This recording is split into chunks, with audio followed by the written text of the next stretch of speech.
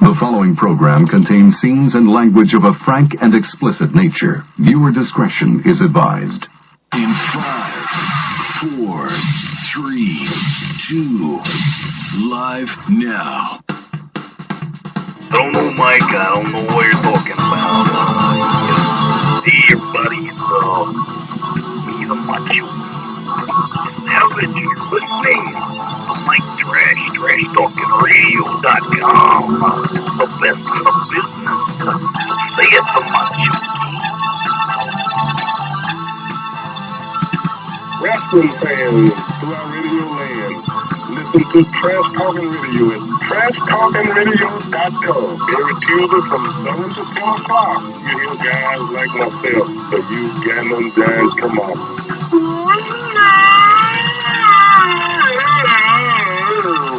So that's my face.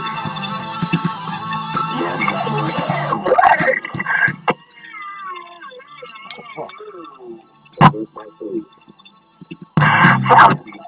Whatever we get done is going to screwdriver, cat, roast beef, this is revolution, the other half of the rock and wrestling connection. That's the trashy one and the loony one together forever.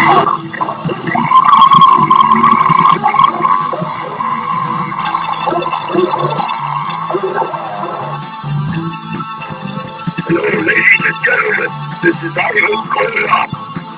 I'm here to tell you about Mike Talking Trash. The trash, 7 to 10. Tuesday night, you got to listen in. It's the best around, the best in town. Mike Taylor, the animal, one after the world brother, take in the room where we can do. If you know it's good name, the Trash Talking Radio, or now. Everybody, you're watching Trash Talking Radio. This is Hulk Hogan. What do you got to say about Trash Talking Radio? I gotta say that I just bought Trash Talking Radio. You're out of the picture, dude. This is my show, and you better watch because what you gonna do? Go to Hulk Hogan's brand new Trash Talking Radio runs wild on you. This is the Vital Idol, and you're listening to Trash Talking Radio every Tuesday from 7 to 10 on TrashTalkingRadio.com. And remember this. And the Vital Idol tells you, it's got to be true. And when it's on the internet, it's got to be real. It's Trash Talking Radio every Tuesday from 7 to 10. I am the top of pop, the king of swing, the international rock star, way above par, the host with the most, Mr. Tuesday Night, the Vital Idol, Classy Mike Trash, and thank you very much. Tuesday Night, the Vital Idol.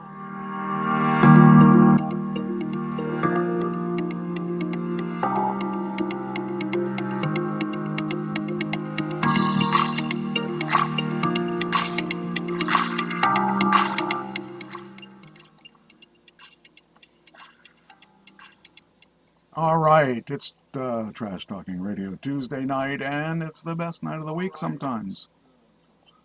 Let's see if I can do this right without hanging up. There we go.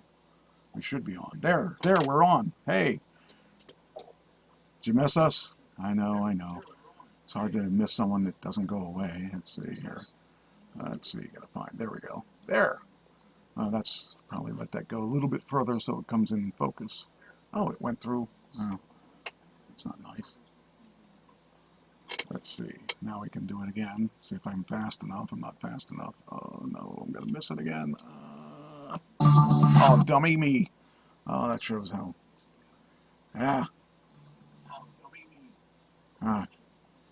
It's funny because I can hear this. I can hear the second computer because I turned it on. I didn't know that I had it set up so that I have it turned on here.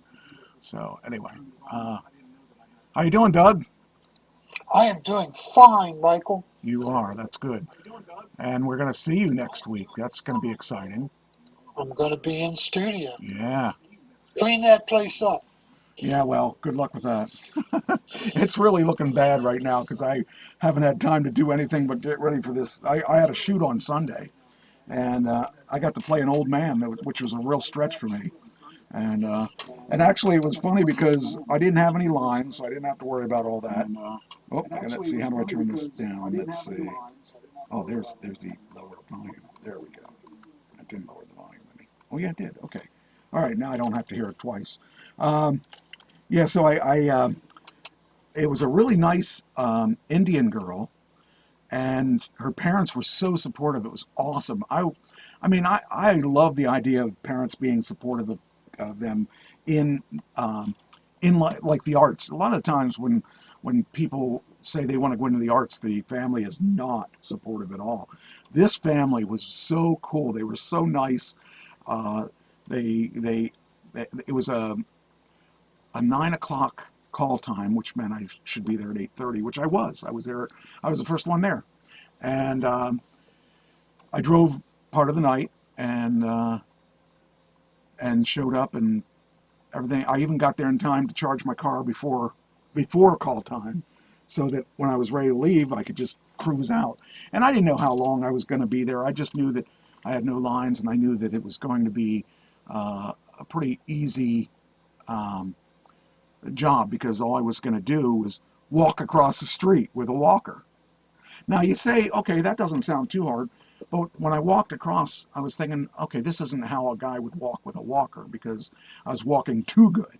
I was stretching my arms out real far and pulling myself in. That was too far, so I had to go do it again. And the second time, it was a little better because I took smaller steps. But then I thought, if I was an old man using a walker, chances are I would walk differently. I wouldn't walk like we normally walk. I would pick up my foot and walk, step by step, and it would be like a clumsier walk than what I was used to. So after I did that, I mean, I did it in like 3 takes, and I didn't have to do much. So I was out of there pretty soon. I was out of there pretty quickly. I was home by, I would say I was home by probably 2.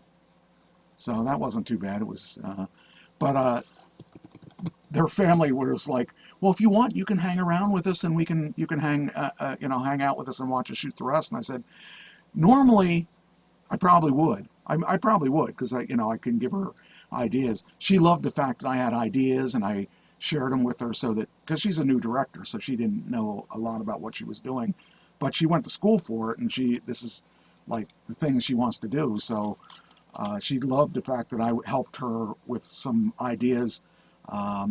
Like I used the walker a certain way. I also brought my own clothes. I told her how I think an older person would dress, because the things she had said, I brought stuff that she would like, but I also brought things that I thought that somebody would wear that she didn't think of. And she wants to work with me again. And it was just a really nice, laid back. It was a part of New York that I don't hate. It was up in Long Island, or right before Long Island, so it was right off the Long Island Expressway. And it was a really nice neighborhood. Actually, I don't like going to New York because of the people, but because there's too many people. But this was like a little community just outside of New York. So it was actually pretty nice.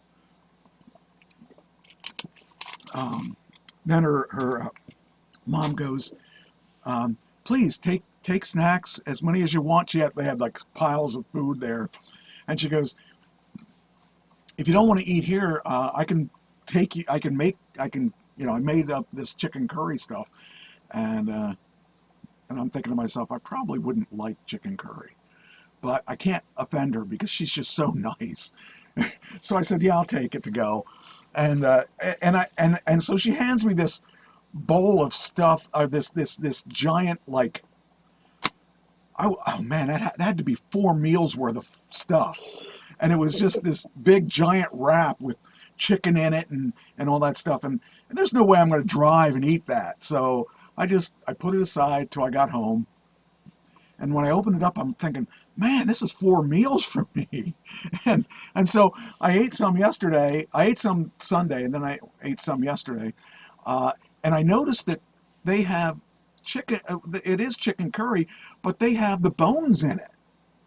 So you have this wrap with chicken in it and bones in it. So it's good I didn't just the bones out, yeah. chomp into it. Well, it's good that I figured that out ahead of time, because you would have, crunched your teeth up real bad and your mouth real bad. But after eating half of it, after, I'd eaten it in 2 sings, after the second, like, I started getting a stomach ache, and then I was really sick for the rest of the night. It was just not my kind of food. I don't know. It wasn't My daughter Maggie loves that stuff. Yeah, well, I have friends that love that stuff too, but that's just not my kind of food. I don't know. I guess I'm a snob. Hey, looks like Avi Klein is in the room. He's a director. He is a good guy. Yeah, did you take that old blue robe? No, I didn't, because the old blue robe has been used in several features. It's been in my trailer. It's been in what's that? Oh, Listen and Watch. In fact, I'm in the middle of that one. That one, the guy's getting back in the country, so we'll shoot the rest of that in the next couple of weeks, hopefully. This week I'm going to where am I going? Atlanta for a week, and I'm doing photo shoots in Atlanta, and some meet and greets and stuff. And it's get to see some people and talk to people, because I got a couple scripts. I'm hoping to. Well, I didn't get the deck done for the one I wanted to do, but just real busy. I've been, I think I had the busiest August. I've probably the busiest month I've had since I started acting was this past August. I shot three or four different things. It's like I was out every week. But we're going towards my slow time, because we'll be, doing the I got something next month, but I'll be probably spending a lot of time with the band this month. With the band in October, because we actually, oh man, you should have heard this. We were doing "Screaming in the Night." Now you got to say that's a horrible song to sing, because it's so difficult, and I've not sung. I only sang American Woman from when Crocus did it. I've never sang anything that they do, because the vocalist just sings so high.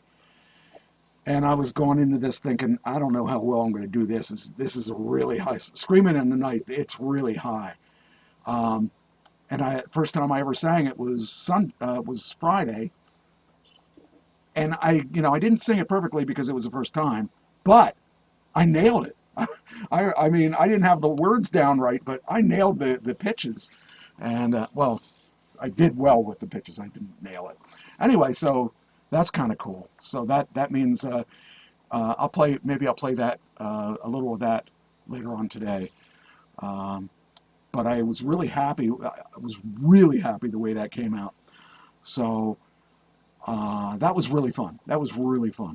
So what'd you do this week, or weekend, or whatever? Me? Yeah, you. Let's see. I stayed in the house. What else did I do? I slept.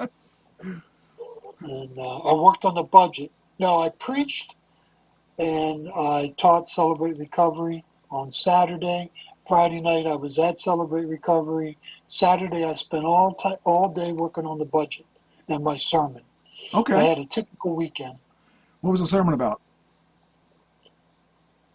It was about taming the tongue. Okay. That sounds Taming the tongue. Yes. James says that if anybody could control his tongue, he'd be a perfect man. Okay. Yeah. The tongue gets you into more trouble than anything else. Yeah, you're not kidding. It's funny. Trish said, watch for those detours, which is an inside joke, which I'm going to share with you now. When I was doing wrestling on a regular basis, I mean, like every weekend, all the time, we went to Georgia to do a show. We did 5 shows in 4 days, or 6 shows in 5 days. I forget what it was, but we drove down there all day. The first day, and I think we left. I don't remember I think it was Tuesday or Wednesday was the first day of our trip. And we drove all the way down, and when we got to Atlanta, we got to the first venue because we were going straight to the venue from there. And there was this detour that was called Detour. And we thought, oh, cool. That's a cool name for a place. And we go in there, and there was me, there was Trish, and there was Cage. Cage is this 6'2", he was a muscle boy, muscle man.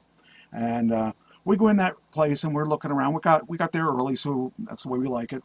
We're looking around the place, and looked like a pretty nice place. It looked pretty cool. They put the ring up against the wall because it wasn't a giant club, so you only had 2 walls that you could. The 2 walls were 2 walls took up half the ring, and the other 2 walls we were open on. And we get there, and Cage is walking around, and I'm looking around. I'm thinking, this is odd. And I said to Trish, I said, I might be wrong, but I think this is a gay club. She goes, what makes you think that?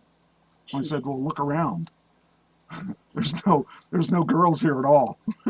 She looked around, she said, oh, what do you think Cage is going to say? I said, I don't know. I'm not going to say anything to him. So we're sitting there, or I'm standing there by the bar, and Cage comes up to me and he goes, dude, I'm not sure, but I think we're in a gay bar.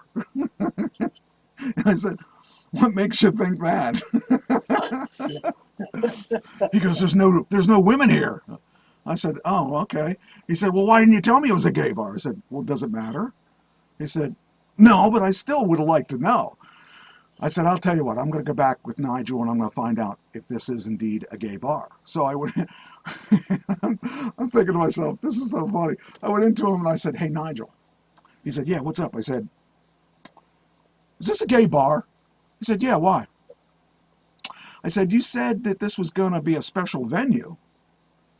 He said, yeah, it's a special venue. I said, I think a special venue would be like maybe a carnival or a high school or something like that. He goes, no, it's a gay bar. I said, don't you think you should have told me that? He goes, why, you have a problem with it? I said, no, I don't have a problem with it, but I think Cage might. Anyway, I go back and I said, yep, it's a gay bar. And he goes, oh, okay. And he's thinking, I don't know, I guess it'll be okay.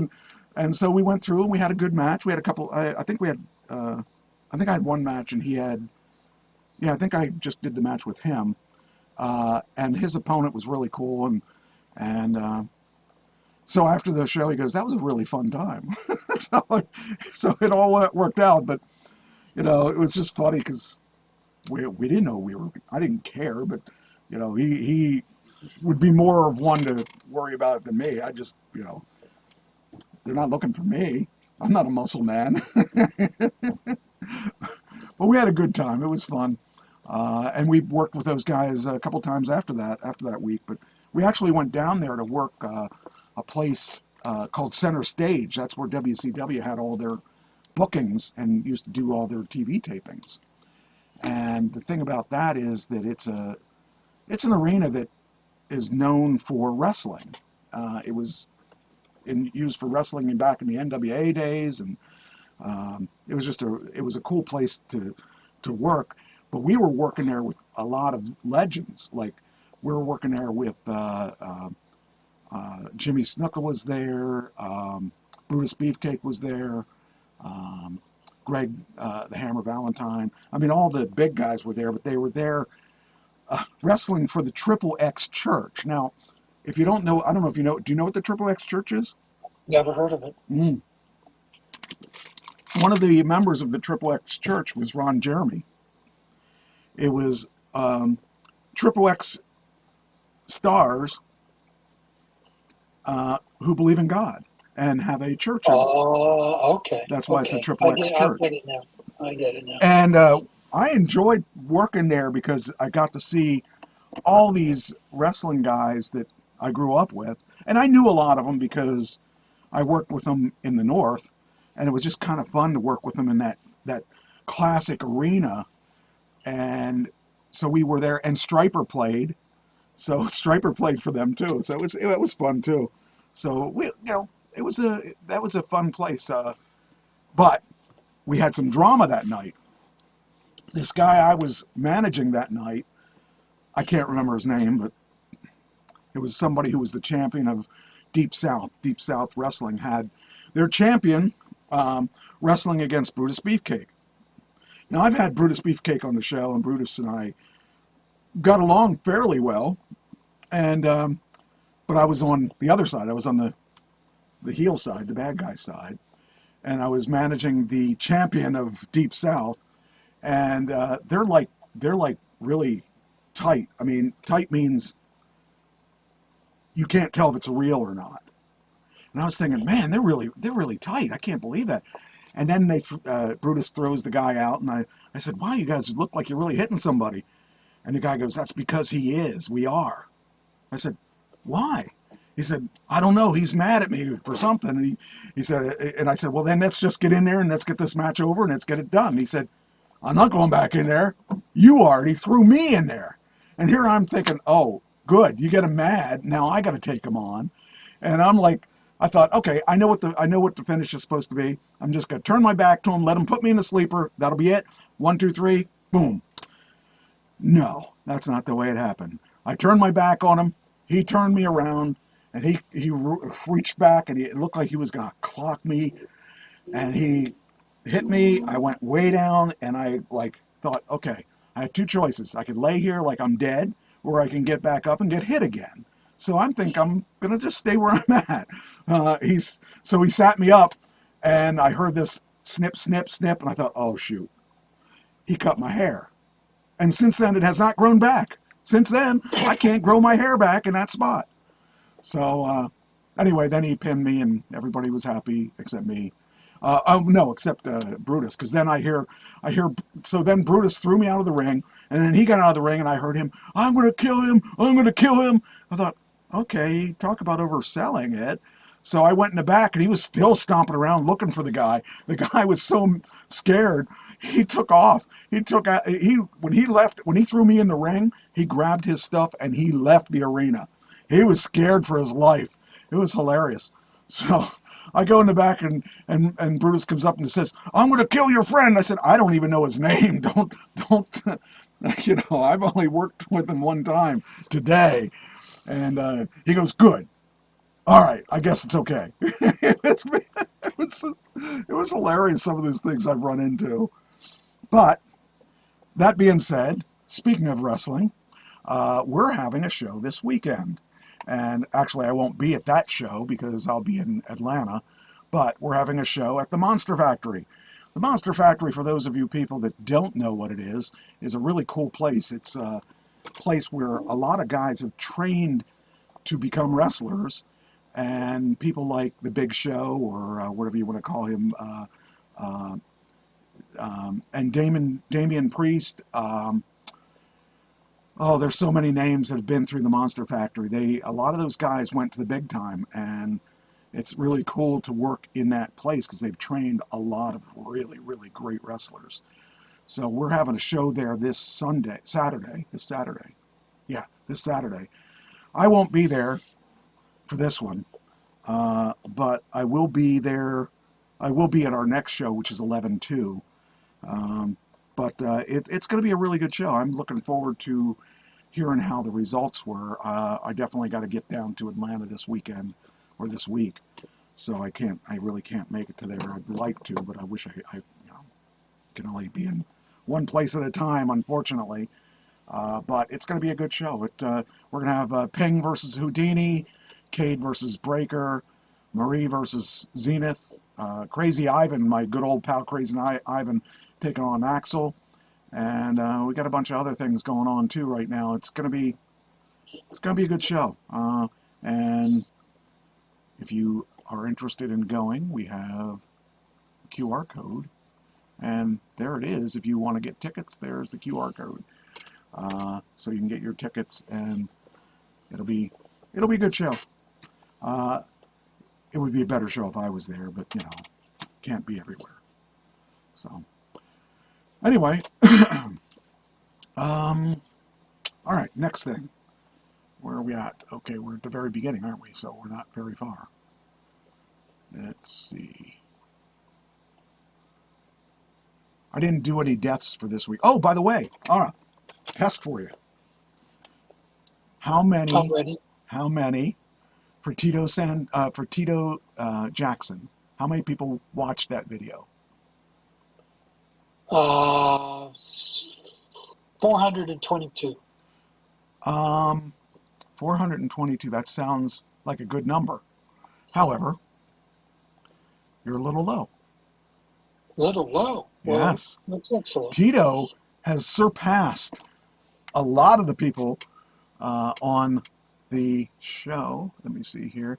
The amount of people, let's see what the number is. It is 967 people have watched that video. And I was like, really? I'll take it. I was real happy about that. You know, compared to like the Samoans, if you took the Samoan 1 and the Samoan 2 and you added in the Samoan, like here's Samoan 1, he did 344, Samoan 2 did 355, and then add on the wild Samoans on top of that, they did 220. It still didn't catch up to Tito. So Tito's in the lead now. And then I got a really weird, which one was it? I got a weird message from, there it is. Okay, Benji. Let me look at the comments for Benji. Remember Benji from a while back? He died. This guy says, oh, maybe he took his comment off. I think he removed his comment. Oh, okay. I guess I irritated him. So a guy commented, and since I don't have it here now, I have to go by my memory, which is going to be difficult. But he said something about now that guy there, the Alf guy, he actually did fairly well too. He was at wait a minute, hold on, I got to get back to the content. That guy did, I think he's in the thousands now. Where's that? This guy's, but anyway, so anyway, he's way up there. Oh, there it is. He's up to 3,710. Okay, so this guy made a comment, and his comment was something like, it's a shame that you use a robotic voice on this, and it really, it's a shame that you didn't do him justice. So I answered back. I said, I only have enough time to do so much. I looked up, I write the obituaries, I produce the videos, and if your only complaint is the voice, I got to tell you, at least I did something for his obituary. What did you do? I think that's why he deleted his comment, because I think he realized he was being a schmuck complaining about that. And considering the fact that I got 3,700 people watching that video, I don't want to hear it. I did something nice, and I didn't see anyone else doing videos for him, so the guy could just take a leap as far as I'm concerned. So I was really frustrated about that, because there's no reason for someone to criticize that. It's like your armchair quarterback. The guy should have thrown it the other way. Who cares? The fact is, I wanted to pay tribute to him, and at least that's someone paid tribute to him. Not you, but someone did. So I guess he took his comment off. All right, now, guess we're ready to get the show started now that I've spoke for a while. I'm leaving tonight, and all right, here we go. We plan to bring Netflix Netflix-iffy NFL games a little bit. I don't know what that means, but here's what it is.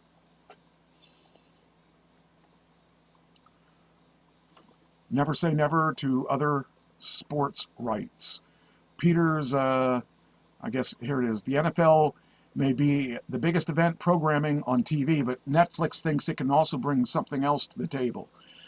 Financial conference Friday, Netflix CEO Greg Peters touched on a number of topics close to the streamer, including how he sees the use of artificial intelligence in the entertainment business, and Netflix's foray into advertising, which he is leading. And of course, there's live sports and an area where Netflix always seems to be at the center of attention. In the case of NFL, now does that mean that NFL isn't going to be on regular television? Is that the kind of the gist? It's moving that way. I mean, it's interesting because everything's moving streaming. Those yes. free sites are not going to last much longer. It's interesting because WWE is also going to go Netflix. So here's a company that was on a close, very close to bankruptcy when Disney pulled all the Star Wars films out. And then they were like panicking, what are we going to do to save our business? And they decided they were going to start making movies. You know, they had a bunch of stuff from Adam Sandler and some other stars, and they saved their business pretty good because they built it to the point where Disney can't make money with their own films because, you know, they're really, you're stuck with only Disney stuff. That's right. And they've gone woke, and there's a half of this country won't watch them. Right, yeah.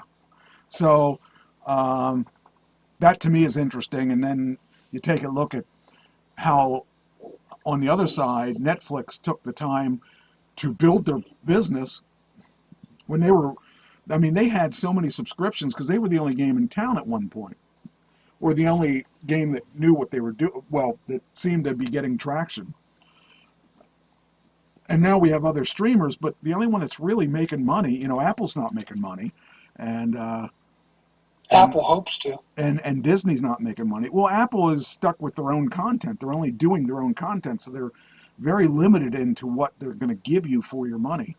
So, and Disney's not making money, and AMC and them guys. Let me ask you a question. Yeah. Why do you think Apple even went into the business? Because it doesn't seem to make a good business plan if all you can do is be a network.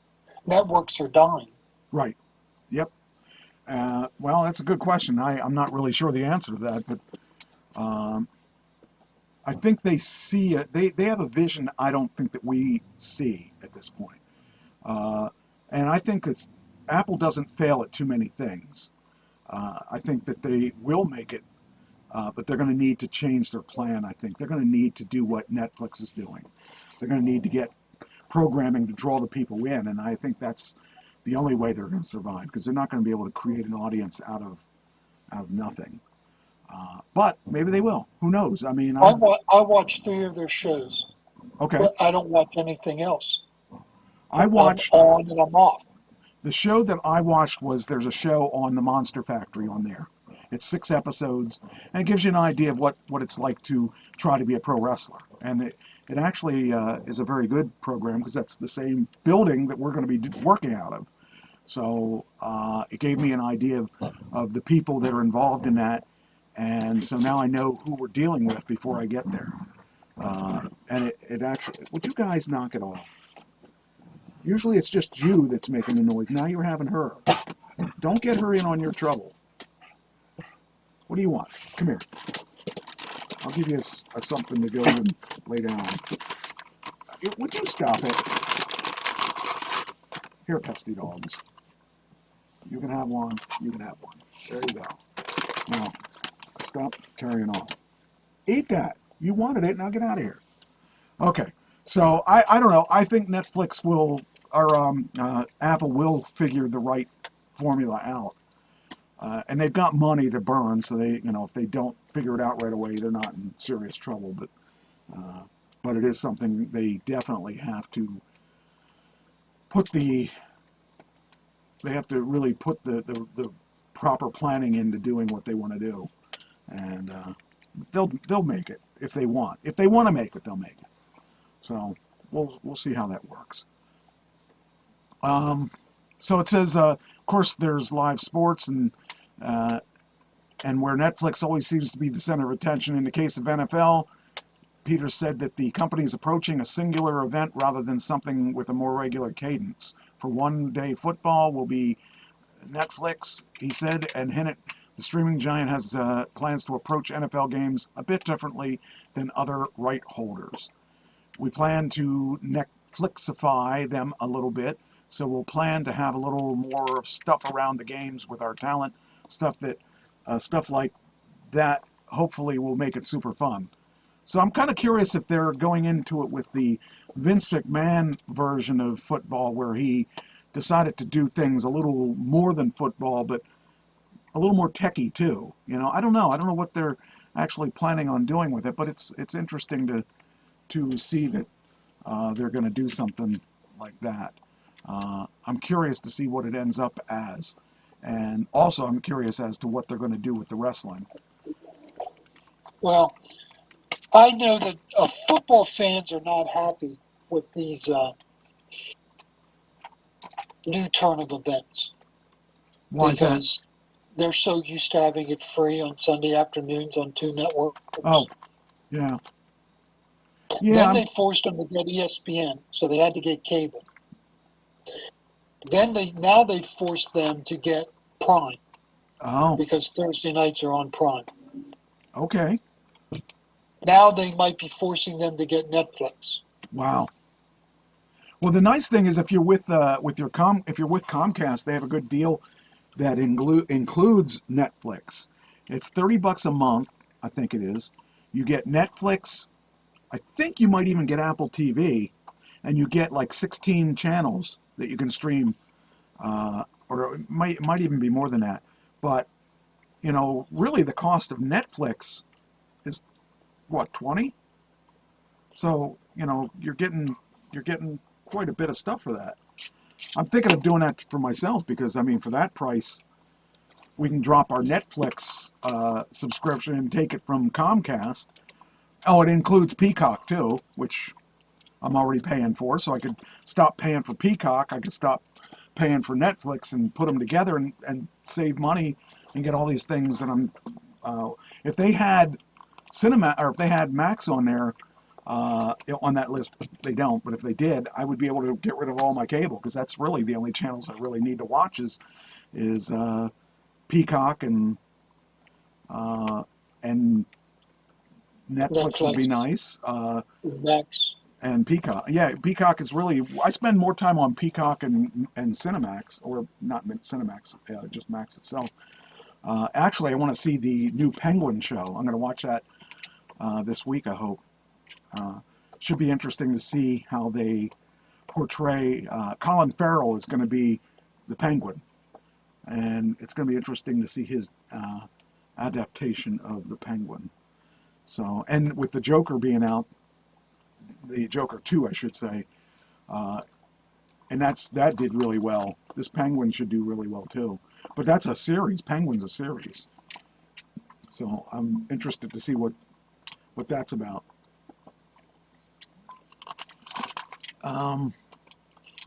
Yeah, so that's going to be interesting to see how they, and I'm interested to see how Netflix handles the wrestling in January. So they moved SmackDown over to USA, and that was interesting to see that move. That went from Fox to USA. All right, next. Let's see here.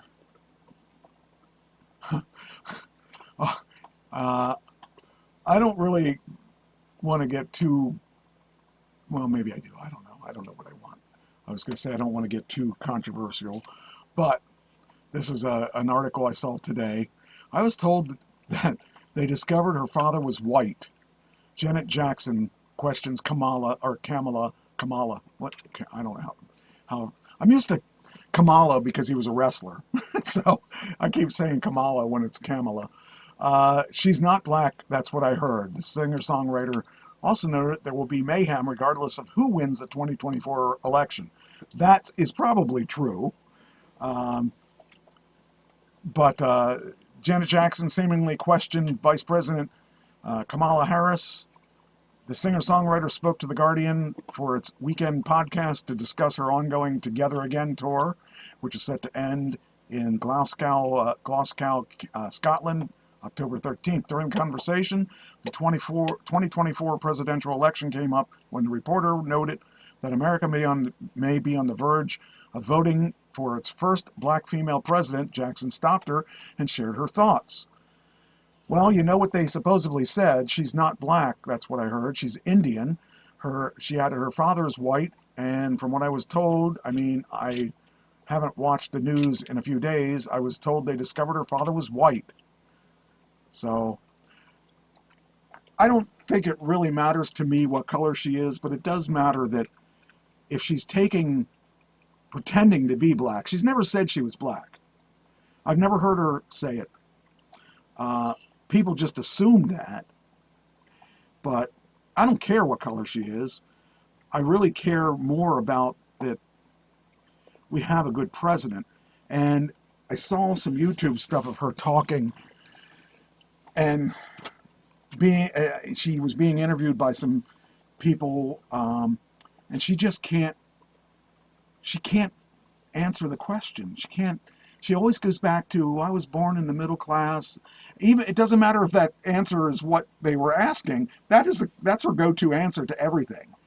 And you know, I just think that she sounds really horrible, and she shouldn't be president.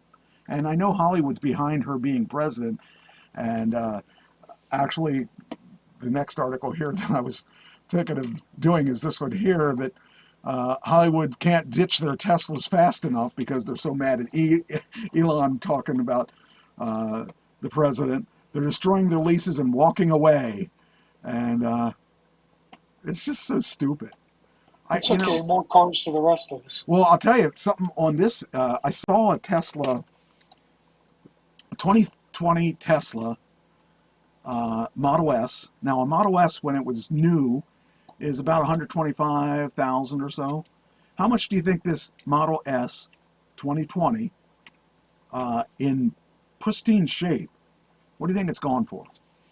It has 40,000 miles on it. Probably over 100 grand. 39,000. That's all. That's all. I looked at it and I thought, oh, that's a good deal. I might end up buying that. And I thought, I want this. And then I took it for a test drive, and I looked at it, and it has full self-driving in it. You don't have to buy it because it's already in the car. How did you go from 125 to 39? I looked online, and that's really around, give or take. That's a little light on that car. That car is a little better than most places. Most of them are around 45, 55,000. I think it's because people want new ones and they don't want used ones. But I'll tell you, at 40,000 miles,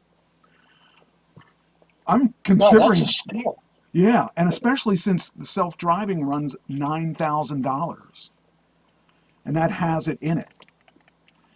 The only concern I have with it, and I need to do a little more research, and the guy called me back and asked me if I'm still interested in it, and I left him a message that I would take it for $30,000, and I told him the reasons for it is that I'd have to get a new computer because it's still on the earlier hardware. I don't know if that's true or not, but because I took it for a test drive and the full self-driving did not let me take my hands off the wheels, then I think that it's either a software update that it needs, or it's a hardware issue. And if it's a hardware issue, it's probably $5,000 before it's all said and done to replace it.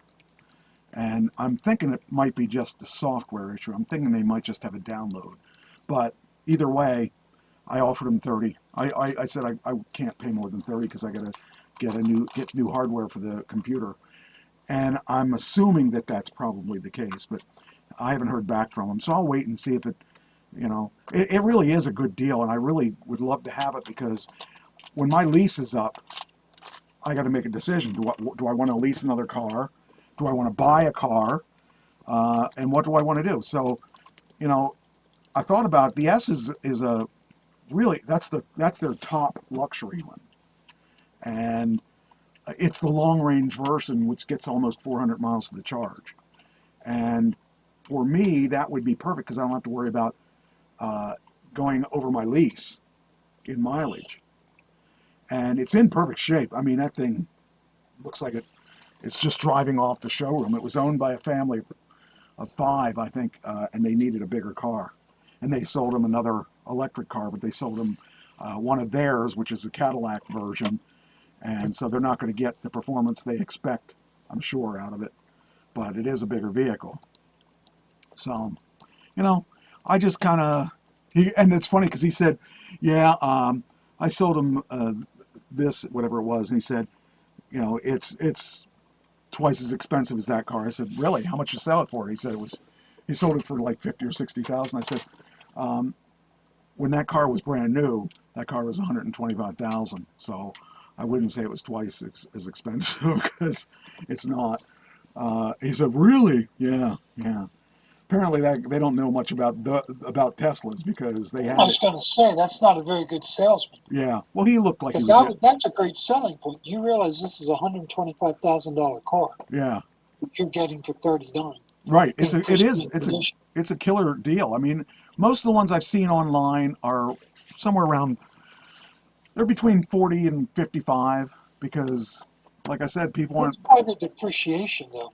I think the problem is nobody's buying everyone's buying the new ones. And the reason they're buying the new ones is they want the newest technology. This has the screen that's up and down versus side to side. Mine's the wide one. And that's the one everybody likes is the wide screen. That's the one that came out maybe 2 years later than that car. And because they refreshed that car in either 2022 or 2023, they refreshed the car. I think I got the first series of 2023 X's that was refreshed, and that's the first series that had the widescreen. And I think that was around the same time the S was done too. So I like the screen wider. I don't really like the screen up and down. It's okay up and down, but I really preferred it. I didn't like it at first. I didn't like the wide one at first, but I got used to it, and now I like it. So, I don't know. We'll see if they respond to it. I think if it sits on the lot for any period of time, they'll call back. Because they said they made the mistake of saying they don't have a lot of money in that car. So, I heard that, and that's another reason I offered them 30, because I know that it was a trade-in, and they probably didn't give them a whole lot for the trade-in. Well, that means it's really kept nice because they didn't put a lot of money in it. Yes, and like I said, it really does look. Probably parked in a garage the whole time. I think so. Babied and pampered. Now there was an accident, but it was a minor accident. He showed me the Carfax, but you wouldn't even know it. You look at that and you wouldn't even know it. And it has adaptive suspension, which I like. That means it'll go up and down.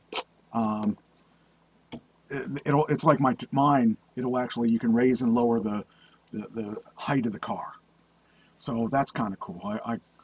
I like that idea because I used that to get out of New York when somebody parked me in. I raised my suspension all the way up and drove up over the curb because I didn't want to wait until who knows how long to get someone parked me into a parking area, and I didn't like that at all.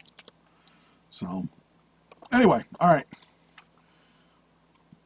Anyway, they're getting Hollywood does not like Teslas because of Elon. Can you imagine if you're not a top of the line actor, but you make enough money to buy a Tesla, but you're not in a position to buy another one, and you're driving around town in it in Hollywood? Yeah, because you think really only about probably 5% of actors make their living off of acting.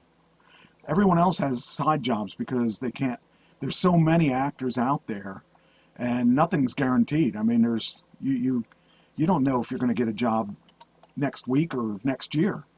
And I was lucky enough that I've been working on a regular basis, but you know, it's not that easy to stay in business because everybody's competing for the same jobs. So that's one thing about going union or not. I have to worry about once I go to union, I can't book my own jobs. Then I got to go, you know, I guess you can book your own jobs. You're going to book SAG jobs. You're not allowed to book independent jobs.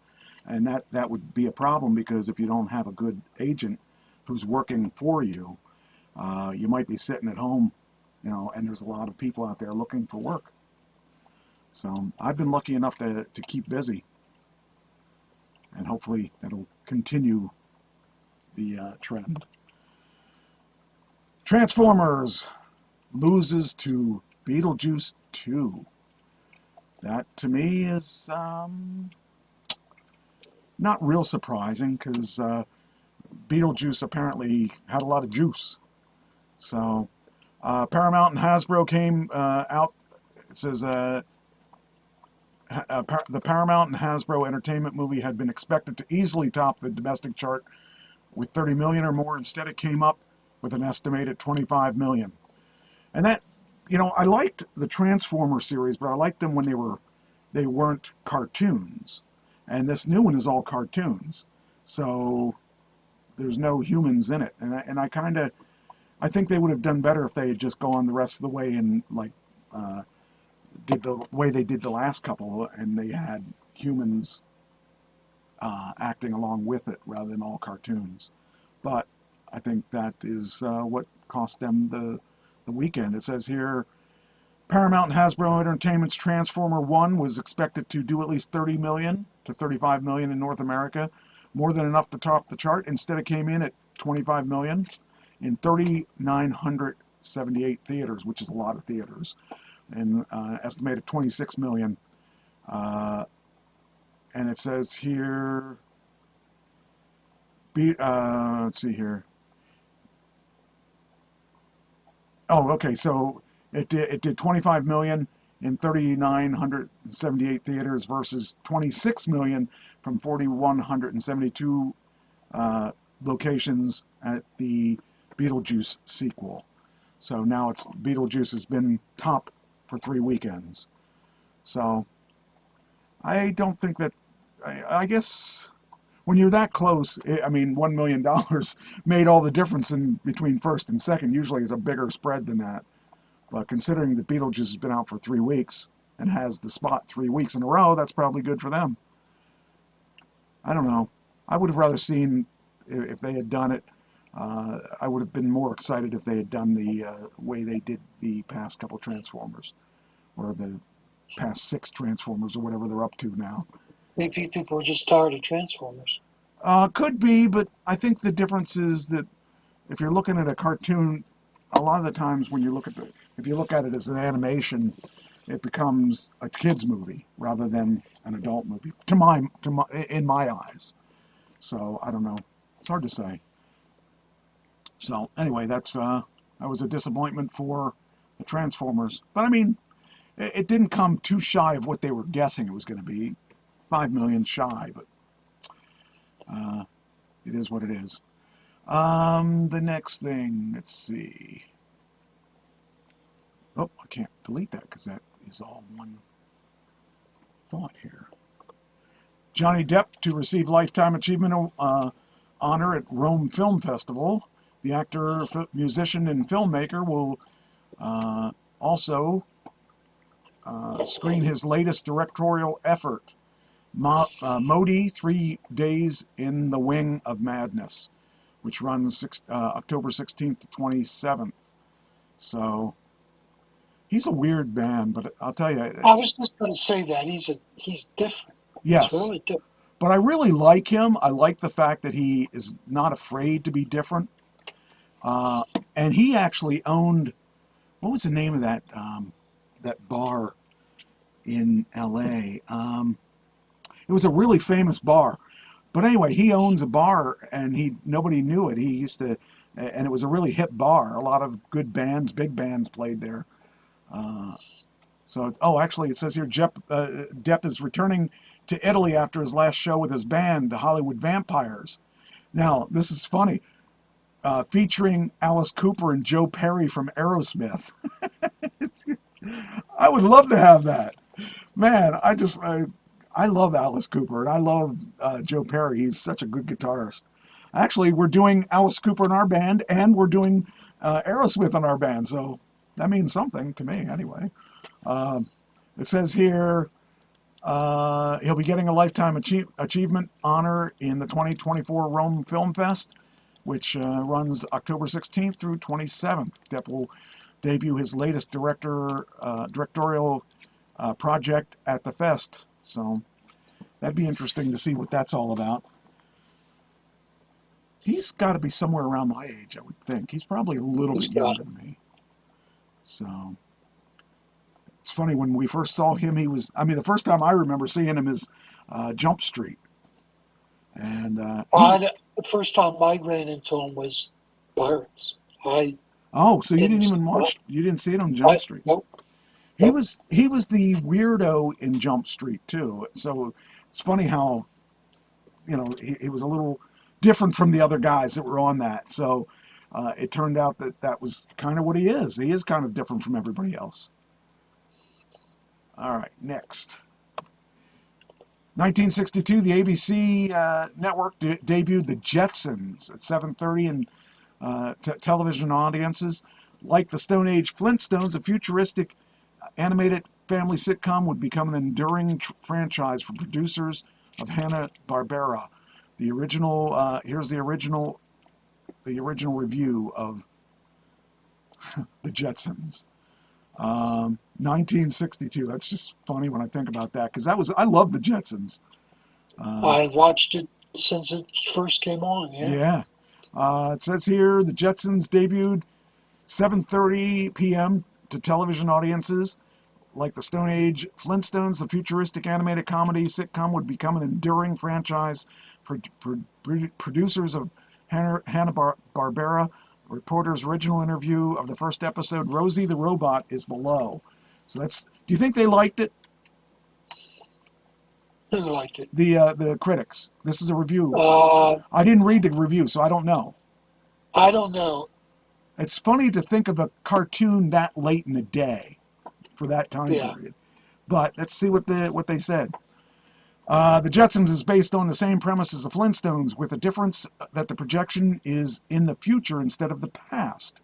A family situation comedy done in animation, and those with color sets color. The new Hanna-Barbera production should attract new audience. The jokes are familiar, but the setting gives them novelty and an added dimension, and the cartooning is certainly suited for the TV screen. Larry Mark's script for the initial episode lightly sketched in the characters mother, father, two children, boy and a girl, of the Jetsons, a 21st century. Jokes are built around the gadgetry of the future. It's funny when you think about that gadgetry of the future, a lot of those things we have today. So I was thinking about that. Jokes are built around some of the gadgetry of the future and some eternal problems. A skinflint boss, a jewel of a maid, Rosie the Robot, a nosy mother-in-law, but the lines and situations get a fresh boost from the background, just as they do in the Flintstones. Viewing in black and white, the animation appeared clean and bright. Voices are good by George O'Hanlon, Penny Singleton, Janet Waldo, Dolls Butler, Don Messick, Mel Blanc, and Jean Vander Pyle. Who's the only one you know of in that group? The only one I know of all those guys is Mel Blanc. Yeah. It's funny, he was so interesting in his time too, because he did a lot of stuff. Boy, he was the name. He was the name. Yeah, I guess that was it. That's the end of their thing. So that to me is, that was my childhood there. Thinking of, well, I mean, in '62 I didn't watch it, but it was still kind of cool. And I did. I was 7 years old, so it would have been. I was one. Here's here's the funny thing.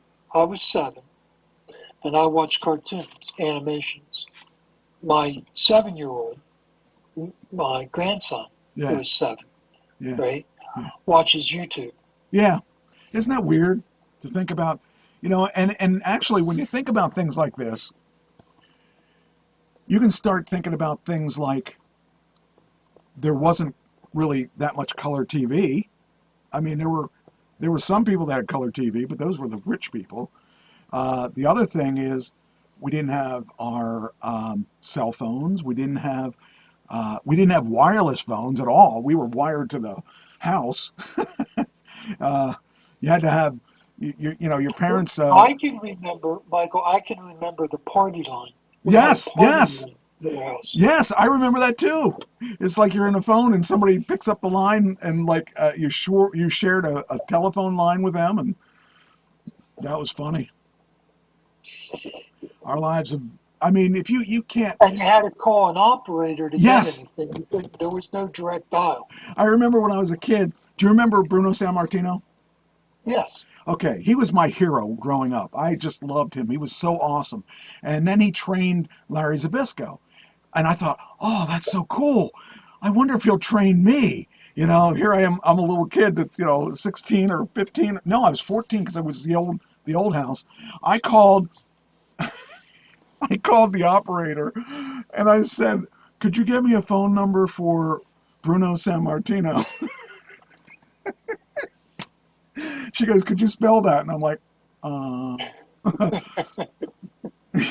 and she goes, is it Bruno Sam Martino? I said, no, it's Sam Martino. That's his last name. And it was sad because, when I think about things like that, how I was like, I was totally so far into wrestling when I was a kid. That was my outlet, my one life thing that I could count on making me happy. So I wanted to be a professional wrestler back then and there, and I wanted Bruno to train me. And that's back when I, believed that he was the only guy I could do that. The only guy who could fix me up and make me a superstar. And then I was lucky enough to have Bruno on the show like 3 times. It was awesome. Talking to my hero as a child, And then I had the Valiant brothers on the show too. And each one I had on, there were 3 of them. A lot of people only know 2, but there were actually 3 of them. And I had all 3 of them on the show. And it was funny because when I had Jimmy Valiant on, he wouldn't talk about Johnny Valiant. When I had Johnny Valiant on, he wouldn't talk about Jimmy Valiant. They were mortal enemies at that point. And I brought the 2 back together. I took Jimmy Valiant and I talked to him about talking to Johnny. I talked to Johnny and I talked to him about talking to Jimmy. And I brought those 2 guys back together, and they were friendly with each other. It was awesome. I brought them both together. The Trash Talking Radio brought the Valiant brothers back together. What an awesome thing. There you go. It's a claim to fame. It is. It's a small claim, but it's a claim. And then Johnny Valiant got hit by a car in Pittsburgh and died. But that was sad. He was a cool guy. I remember I drove to New York just to see him and to have lunch with him. And he came and had lunch with me, and I was so happy to make, like, when I had that show go on, it was so cool because I was able to meet all of the people that I used to watch in wrestling. And I really got to meet a lot of the people that I loved and respected as a kid. So that's something a lot of people can't say they did. But That's right. I can say it. I got to spend a lot of time. I actually have a picture. Oh, I'll show you this picture. Tell me if you know who this guy is. This is really cool. This picture, let's see, is it probably, I hope it's the last one I did. Nope, that's not it. Where is it? There it is. No. That's Lou Albano. Oh, Lou Albano. Lou Albano and Classy know Mike that Trash name. sharing I the know that. stage. That was from New York. We had a dance-off. We had to dance. We had to dance our own special dance. And that's where I was. That was 2000. I could see the copyright on there. I put on there 2006. Classy Mike and Captain Lou. But you know what? He was every bit as weird as he's pretended to be on TV. That Really? was not a gimmick. He really was that weird. But he was so nice to me. He was just unbelievable. And his granddaughter wishes me a happy birthday every year. So Oh, really cool. But he was awesome. He was just really neat. And my friend, I actually talked to my good friend Bobby Rydell, and he was telling me all kinds of things. And he was the guy that brought me into that promotion. I used to drive 6 hours one way to go to that event and to work that wrestling event. It was awesome. I loved it. It was a long drive, but it was just like my favorite place to work. It was clean. Everybody. It was a friendly, a family-friendly show. There was no swearing. There was no cutting. There was no bleeding. It was just wrestling. It was just the way it was when I was a kid. You know, we'd sit back and enjoy the wrestling event, and I really loved that. That was probably some of my favorite times in wrestling. So, oh, also I went last Wednesday. I went to Philadelphia, and I got to see the venue that we're going to use for November, and it's a Bridesburg rec center. That place is really nice. I think we're going to do well there. A lot of kids. We have it booked. It's going to be a fun time. We're going to really have a good time, and I hope we have a packed house. That'll be a lot of fun. So, yeah, we'll see what happens with that. Hopefully, it works well, and and hopefully, that's November 2nd. yeah. It's a Saturday. It's an early show too. We're starting at like 5 or 6. 5, I think 5:30. We're gonna open the doors, and we're gonna get out of there by 8. It'll be nice, and it's a nice part of Philadelphia. It's not really a really lousy, shady part of town. So I'm looking forward to it. I think it'll be a lot of fun. That'll be a pretty big. It's a really big venue. It's a really nice room. It's like a gym. It's not like a gym. It's a gym. So it'll be fun. So Well, gym is like a gym. yeah, So, yeah. you're It's like technically correct. it's more like a James than a gym. So it's really nice though. I'm looking forward to that. It should be a nice event. So we're gonna see how we do with there, and they want us back in the spring, and we haven't even booked a show yet. We haven't actually had a show yet, but we must have impressed her with our professionalism or something. I don't know, but it'd be fun. Well, you could blow that at the event real easy. So Yeah, and once the people see us the first time, they'll come back because we're definitely we're not going to be cussing, we're not going to be bleeding. We're just going to have a good family show, and it's going to be based on storylines like it should be. Like when I grew up, we all had storylines that we followed, and some of the best things about the wrestling I was involved in was that we always tried to tell stories. And that's what wrestling is really about. It's not about who wins or who loses. It's about the story leading to that. And that's what we're going to do. And some of the guys I'm bringing in, one of the guys I'm bringing in is Crazy Ivan. He has been a friend of mine for a long time. And when they used to pair me with him, I was his manager, and I was scared to work with him. He was so scary. He scared me, and I was the manager, and he gave me things to do. I mean, I didn't just sit there and let everybody work. I had to be careful, and I wanted to make sure I did everything right because I was afraid he'd beat the living daylights out of me if I didn't. But he was always good to me, and I was always, I found that I have a good reputation. I'm really happy about that. The fact that I've been out of the business for 15 years or whatever, 14, 10 years? 10 years? Yeah, 10 years. A lot of the people that wrestled back then remember me, and I kind of think it's really very cool. Let's see. So, okay. All right. Well, that's what I was going to do. Okay. I'm going to, when I leave here tonight, I'm headed down to South Carolina to see my friend Rich. He's going to play on the beach tomorrow. So I get to see his band playing on the beach. I got to time it so that I don't get there too early and I don't get there too late, but it's going to be fun to see him play. I haven't seen him play in a long time. And I'm bringing down a couple guitars he's going to look at. And I actually counted my guitars today. I have almost 30 guitars. That's pretty many for a guy who don't play. Yeah. Some people might say something about that. Yeah, I've had every girl I've ever dated said something about that. Why don't you play? You have all these guitars. Well, yeah, but I like my guitars. I think of them as art. You can think of them as anything you want. I think of them as art. But I have some guitars. This is kind of, I don't know if I told this story or not, but I have this one guitar. I bought it from somebody when I was working. This lady said, I heard you're a musician. I said, yeah. She goes, do you want to buy a bass? I said, sure. What do you got? And she goes, well, my daughter got this bass, and she played it a little bit, but she didn't really play it that much. And that was, a long time ago, and she hasn't touched it in a long time. So I just want to get rid of it. I said, well, what do you want for it? And I'm thinking, if it's a lot of money. I said, what kind is it? She goes, I don't know.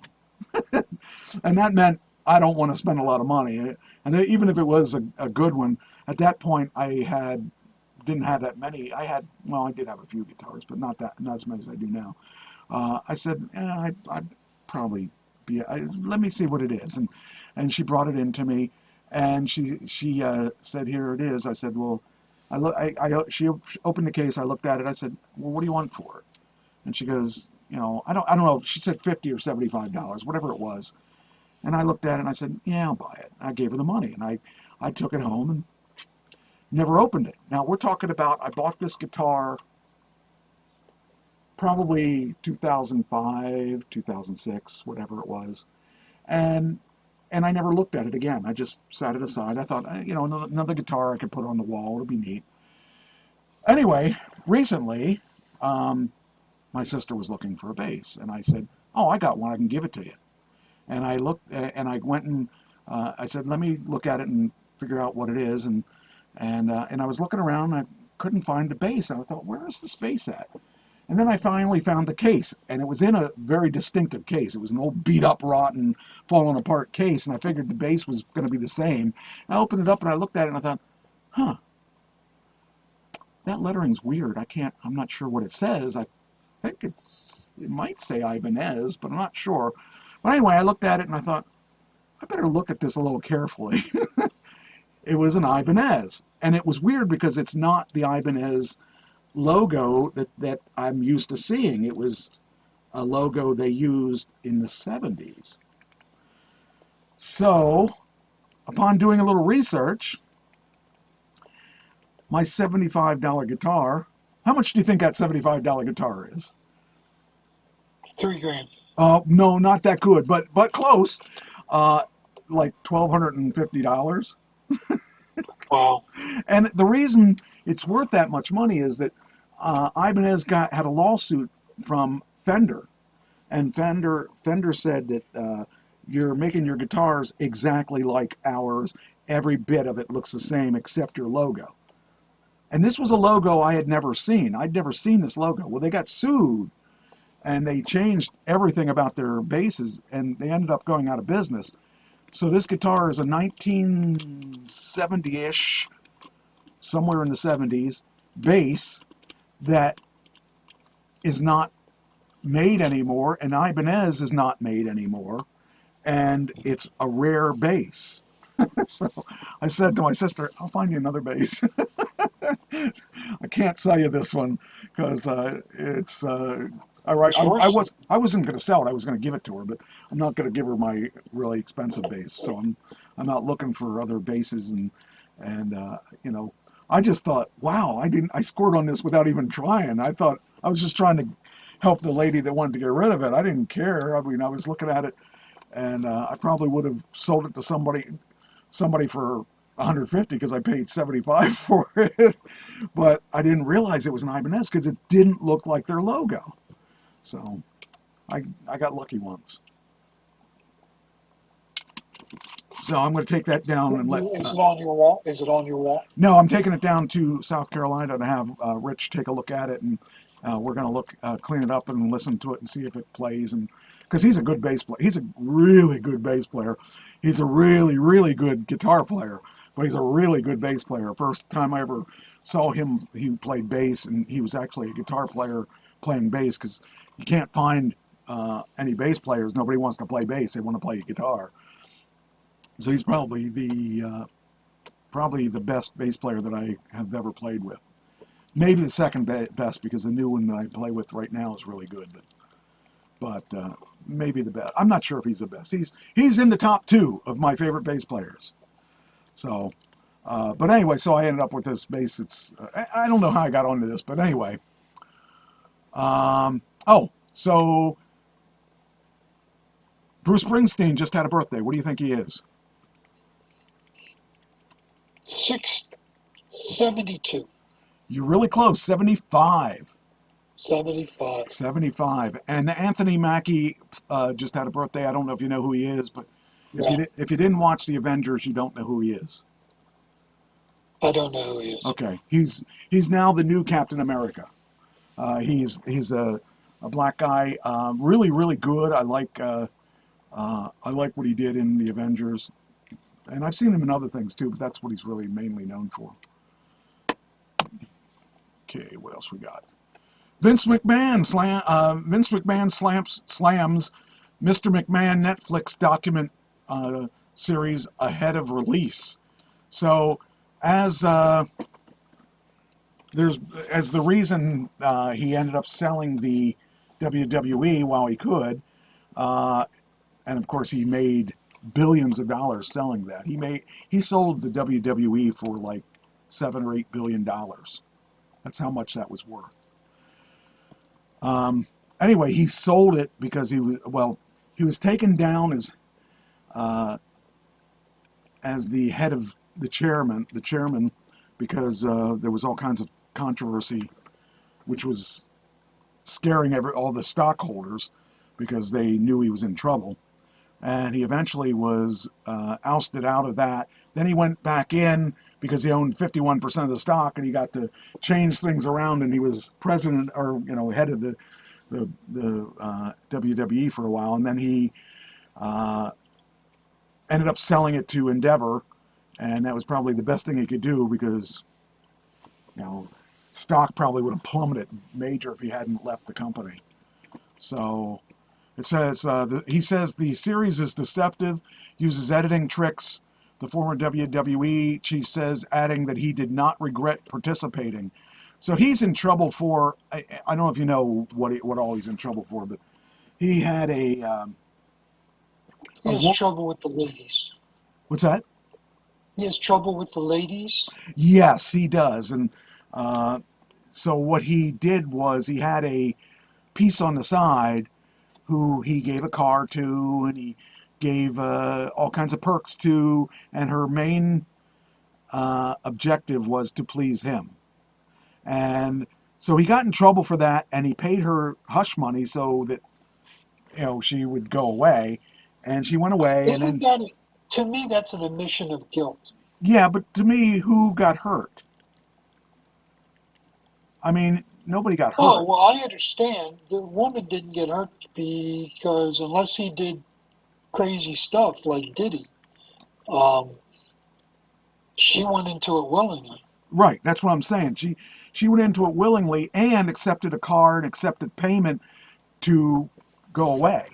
And then came back, and I don't think you should be able to go back on something like that. I think they agreed upon what she was going to do. Yeah, she was just a high price whore. I mean, she's a prostitute, and she got what she paid for, you know, or she got what she worked for, I should say. And I think that this is different from the Diddy thing. We're getting into that next, but the Diddy thing it's growing bigger and bigger every day. So there's all kinds of things coming out that I just don't know how much of it is true. But, you know, there's usually a bit of truth in all the things that come out. I know that he's in serious issues. But Vince McMahon, I mean, at this point in his life, he's in his late 70s, I think. He's succeeded in a lot of things, and I just think that I don't know, I think that it's kind of if she hadn't accepted money for the things that she did, I would feel some compassion for her, but you don't take the money and then go back and try to get somebody in trouble after that. I don't know, I feel that's the same thing with Trump. The Trump thing too, I feel, is the very similar thing. The situation where, you know, he paid women, you know, whatever he wants to pay them to do, it may not be morally correct, but if they agreed upon it, it's a contract. And, you know, I just think that it's, I don't know, blown out of proportion to a certain degree. Some of it isn't, because Trump is Trump, but, you know. Well, Trump, everyone's out to get Trump, so. Yes. And that's the thing. I just don't even know where to start with that whole thing. The ads I'm seeing are just ridiculous. The ads on both sides are ridiculous. It's crazy. I've never seen, I mean, this is such a circus right now. And I have no compassion for either side. I don't know. I wish there was some way that we could find a good candidate and it would be neither of them. Wouldn't that be nice? Get a candidate based on experience and on what they want to accomplish rather than their own ego-driven things. Well, I got a news break for you. At least he said he wasn't going to run again when he lose. Yes, I just saw that right before we came on. I thought, okay, well, that's... I don't know if he's going to lose or not, because the gap is really... It's his to win or his to lose. Yes, and depending on how he acts. Yes. In the next 6 weeks. Yes. It's all up to him. Because he's I think everybody's realizing that Kamala is really only a figurehead, and that's not a good figurehead, because she hasn't done anything. And everything that he said, how come you haven't done it so far? You've been in it for 3.5 years. That sinks in with me. Probably more than anything is that you've had time to do this stuff. Why haven't you done it? Why are we waiting? Why don't you do it now? You know, she did it. And she's changed her opinion 3 times. Yes. And I think that's hurting her. I think if she's stuck with her own opinions, that probably would have served her better than her adopting his. Because that her support is like the Susquehanna River. It's 1 mile wide and inches deep. Yeah. And it could fall apart in a second. But Trump is his own worst enemy. Yes, he is. And the thing about her is she's choosing by what everybody is saying. She's saying, okay, they like this, I'm going to say this now. Trump says what he wants to say, and that's, you know, you're going to get what you pay for. You know that if he says he's going to do this, he's going to do this. And she is not necessarily that. She is going to do whatever she has to do what she wants to accomplish. And that's a big difference in philosophies. And that, again, it shows me that she shouldn't be there. If she could show me that she should be there, she scares me more than he scares me, and he scares me a lot. So that's the worst part about it, is that, you know, I hate not knowing what they would actually do. I wish we could have a time machine. We did not put forth our best and brightest. Yes. The problem is, it becomes once A again, popularity contest. or unpopularity contest. Or Whichever in one. Trump's case, it's who's Yeah. going to win, the people that like him or the people that hate him. Yeah, yeah. So, Our vote is a lot anti-Trump. yeah. Yes. That's In it. other words, any other Republican would be wiping the floor with her. Yeah. Yeah, probably. Yeah.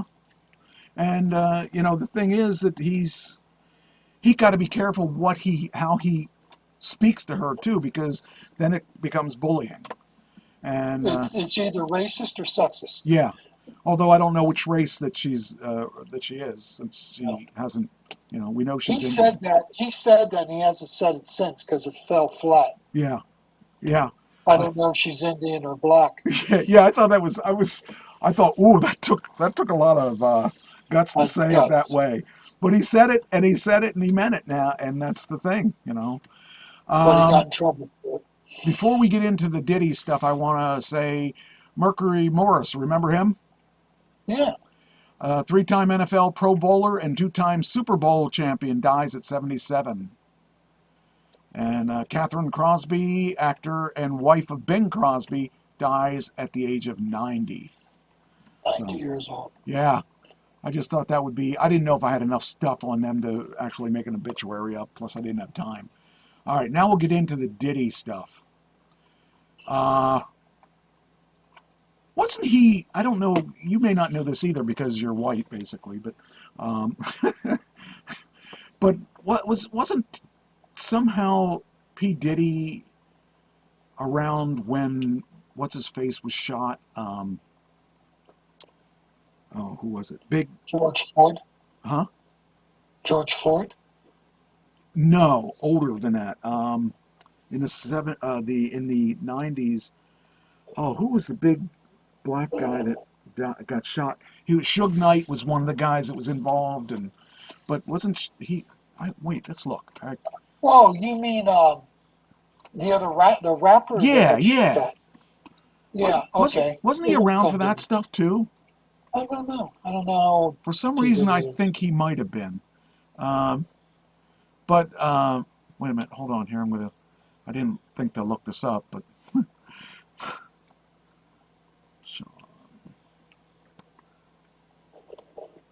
there he is, American rapper. Okay.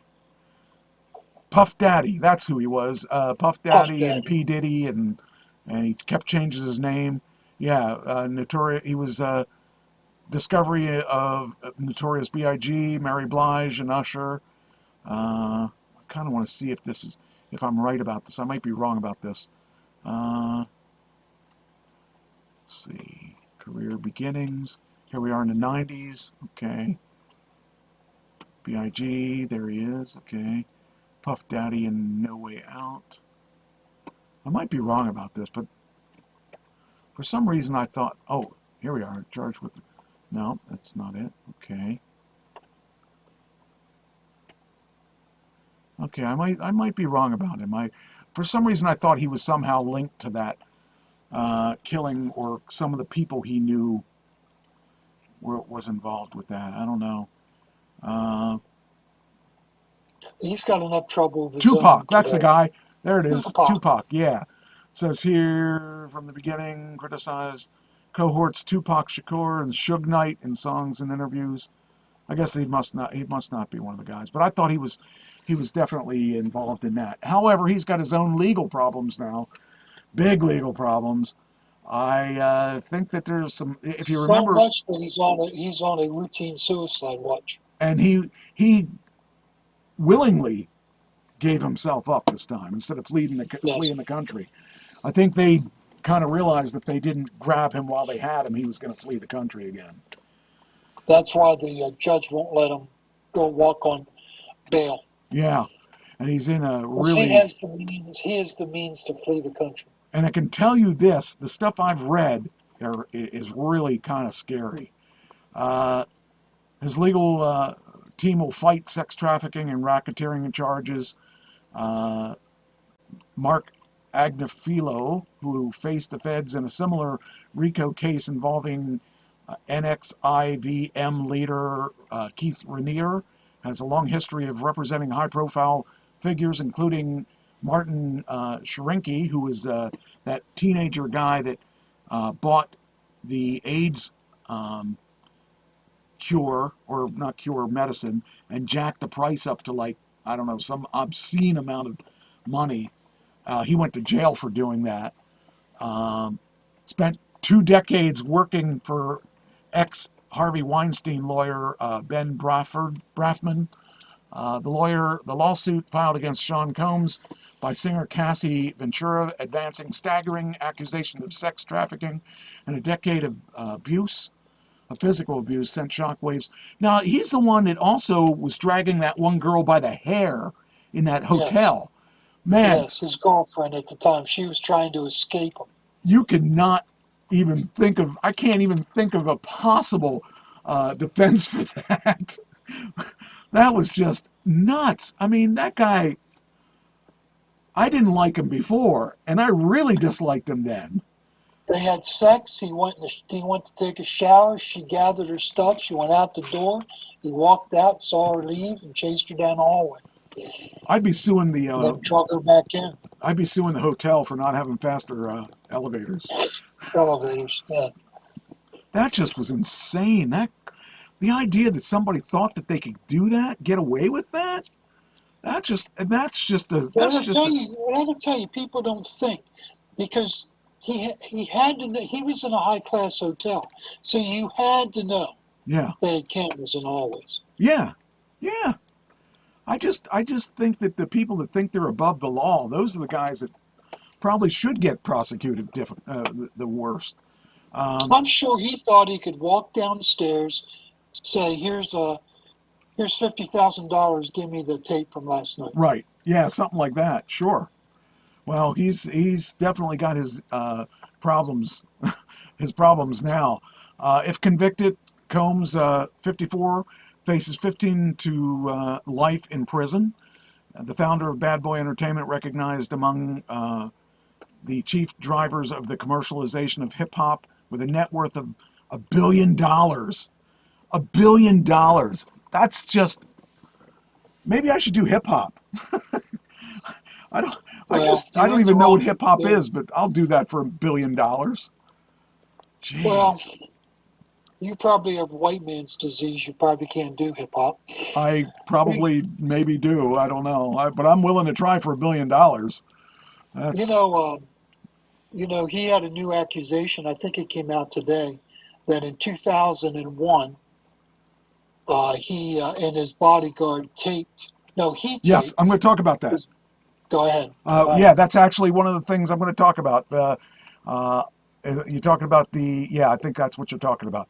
I'm going to talk about that. There's a few things I want to talk about before that, but I do want to talk about that because, man, I'm blown away by someone thinking that they were that far above the law, that they could do this stuff. Anyway, so it says here up to 15 to life in prison for what he's talking about. If he gets off on that would be so wrong. He's got to get something for this. He's just got to. I mean, don't play it down. Yeah, but like we see that he's facing life. He's facing life. Yeah, I mean they put away R. Kelly for this stuff. Yeah, he's facing life, and they'll plea it down to 15 to 20 years. But he's 54, so that would be okay. Yeah, he can still enjoy his money, and he'll take the plea. If he lives, yeah. But here it is. This article says that the women and the women and the sex workers who engaged with Combs did so consensually, according to his lawyer, and whether that was money, career advancement, or romantic interest in the megastar, were not merely making general denials of guilt, he wrote in the September 18th letter to the court. Rather, we're advancing detailed, specific facts that undermine the government's theory at its core. They were after him for a long time. They were watching him for a long, long time. And there's got to be some truth to what I'm about to talk about. We have 1, 2, 3, 4, 5 articles that I'm going to talk about. Not not as in file. Oh, what do we got here? The board is okay. So the guy had that's just 5 articles that I chose because they were all different enough that it was worth mentioning, and one of them I think is what you were going to talk about. So we're now in a position where the only person alleged to be the victim extorted Combs on audio tape and profited millions of dollars, the lawyer wrote. We have countless written communications that tend to negate any lack of consent or coercion. Just the one alone would put them away for a long time, I think. The one you're thinking of, I think, would do that. When interviewed, let's see here, consent is likely to be a battleground during the trial. They claim the government tellingly didn't allege that Ventura never agreed to bring a third party into their sexual encounters. When interviewed, 6 of these men denied seeing any red flags, including coercion, anyone being overly intoxicated, and lack of consent. Does everybody have experience with being intimate this way? No. Is it sex trafficking? No, not if everybody wants to be there. Undermining the theory that is Ventura's account of her relationship with Combs, which presumably came in to the trial through her testimony. In her lawsuit, she alleged she was trapped by Combs in a cycle of abuse, violence, and sex trafficking, citing multiple incidents in which he allegedly punched, beat, kicked, and stomped her. I'll tell you what, if that's the one that's on camera, she can prove it. Because what they're going to do is they're going to show that clip and then tell the jury, this is who he is. This isn't a one-off. This is who he is. Right. And then they'll start bringing in witnesses that say the same thing. And they're going to build this case that Diddy is just a man out of control, thinks he's God, yes, and can do whatever he wants. And the thing is, they can probably bring up clips of him saying things like that too, saying that he is godlike. I mean, the guy was very flamboyant in the way that he would talk about himself. He's better than, just he always had that arrogant way, and that's going to bite him in the butt, I think, in the long run. They're just going to build a case so the jury is predisposed to think that these women are telling the truth because of who P. Diddy is. Yeah. A guy that changed his name every couple of years, too. Yeah. He couldn't even stick to one name.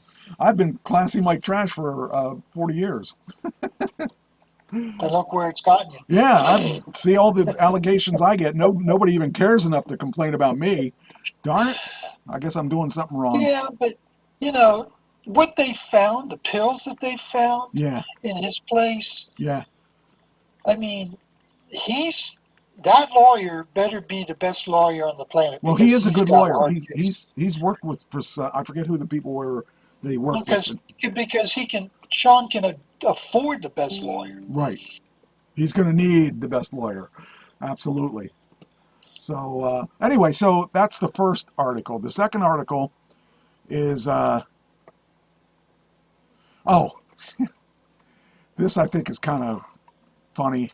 Being a food guy, Diddy's what happened? Freaking A. Hold on, I gotta disable my ad blocker. I thought I did that already on this.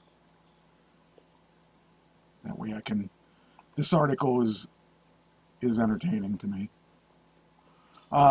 Diddy's alleged jail food menu revealed following the federal indictment. So Sean Combs' arrest on federal sex trafficking and racketeering charges has landed the mogul in jail and away from the trappings of his notoriously lavish lifestyle. According to DJ Aka, whatever his name is, the culinary offerings he'll be subjected to during his stay at the Metropolitan Detention Center in Brooklyn will be a far cry from the 5-star cuisines he's been accustomed to. During a recent live stream, the cultural commentator revealed some of the meals he will be served to inmates at the MDC, many of which akin you'd expect to a school lunch. So you get your milk, you get your broccoli, a banana. I don't know what, I guess is like spaghetti-ish or something, and that looks like some kind of chicken or meat or something. For breakfast, the menu is said to consist of cereal, a cake, and a sugar substitute. During lunch, a black bean burger is the main source of protein of the meal, whereas dinner includes items such as pasta and salad. On the weekends, prisoners are offered pizza, seemingly among the most anticipated meals on the prison menu. You know what? That doesn't sound so bad. I would imagine he was... But you realize that the pizza was heated up about an hour before it gets to you. That's the best way. That sounds like my kind of Well, menu. if you like cold pizza, it'll work. See, I would be okay there. Well, I don't know if I'd eat some of that stuff, but that's really my daily menu there. Oh man, that's pretty funny. It says here, other former collaborators who have filed suit against Combs include Danity Kane, a member. I guess Danity Kane is the band. Dawn Richard and the producer Rodney Little Rod Jones. Ooh, I wouldn't want to be called Little Rod. Oh, that's No, that's not a name I would want. No, me neither. I'll take another name other than that. Okay, we'll go on to the next one. That's the food section. Let's see what else we got here. I've never given this much time to one guy, so it's kind of funny how the guy I never really cared much for is getting all this time. Of course, it explains why he's getting this much time, because I didn't really care for him. Sean Combs, okay, this is the one I'm thinking you're talking about. Sean Combs, employee bound and raped woman, sold assault film as pornography, according to this lawsuit. So Sean Diddy and a former bodyguard allegedly drugged, bound, and raped a woman in a recording studio in 2001, then went on to share and sell a recording of the alleged assault as pornography. This is a new lawsuit obtained by Rolling Stone. So it says Thalia Graves broke down in tears as she spoke at a press conference Tuesday in Los Angeles and described the internal pain she faced after the alleged attack. The trauma of the assault has taken on a toll on my mental health. I have PTSD, depression, anxiety. I'm emotionally scarred. It's been hard for me to trust others. Form healthy relationships or feel safe in my own skin, she remarks. She delivered a week after Combs was arrested and held without bail.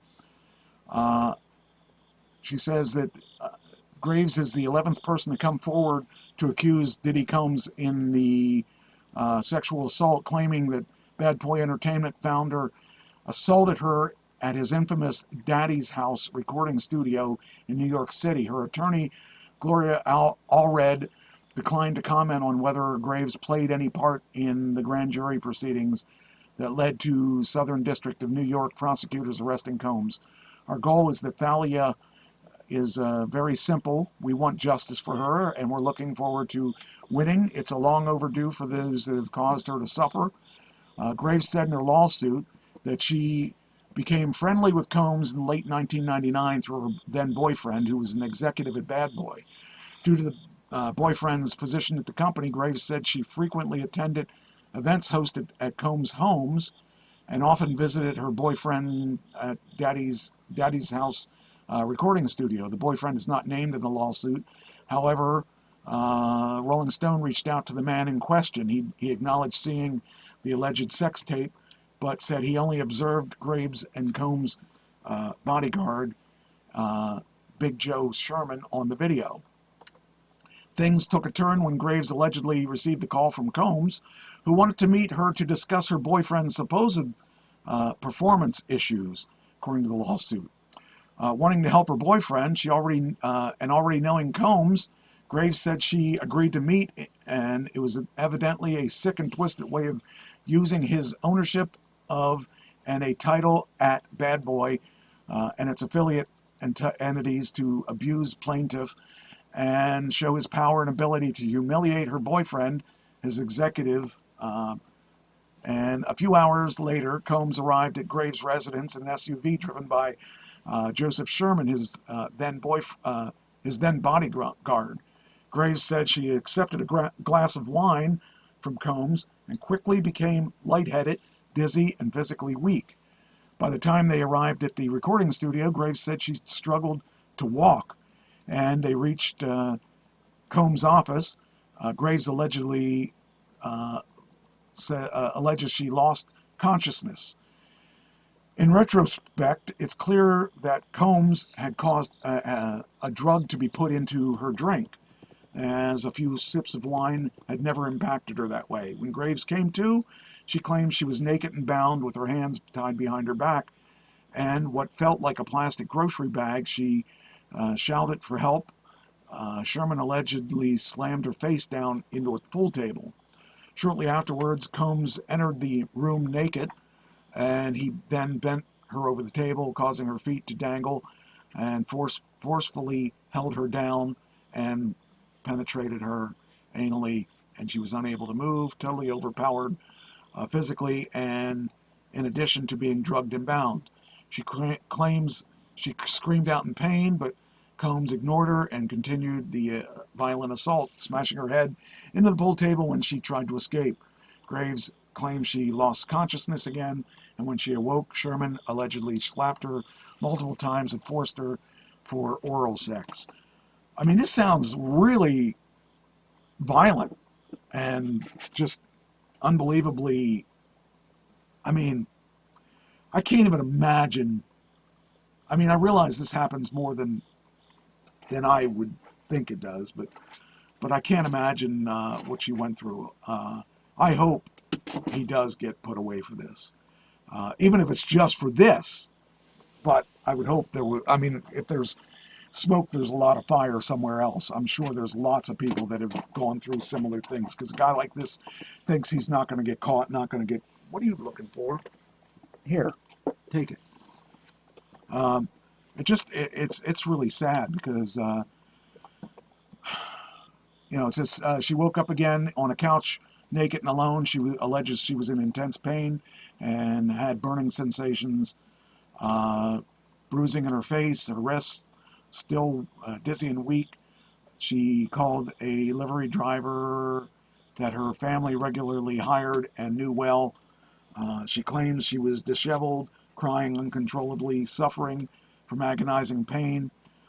Neither Sherman nor the rep for Combs immediately replied for a request for comment. This guy, I mean, sounds like he's a monster. Did she go to the hospital? Well, here's the deal. She did go to the hospital, but she refused to go in because she was humiliated, and she didn't know, That's going to hurt her case. Yes. The driver drove her to the hospital and tried to convince her to report the rape and get a rape kit, but she was unable to leave the car, shaking and crying hysterically and terrified of what Combs would do to her and her family if she reported him. She was, let's see here, Graves informed her then boyfriend of what happened, according to the lawsuit, but he discouraged her from going to the police, allegedly telling her that it could negatively impact his own career. In the years since, wonderful. Isn't that wonderful? Yeah, the boyfriend was so afraid. What a boyfriend. See, I would have gone after Combs and killed him, but that's just me, If someone did that to my girlfriend, I wouldn't let that. I couldn't.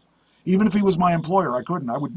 I would risk going to jail and taking care of the business, because that's just, someone that beats a girl, rapes a girl. It just shows what our society, or what some of our society is like.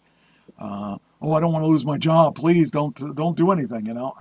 How could you do that? How could anyone do that?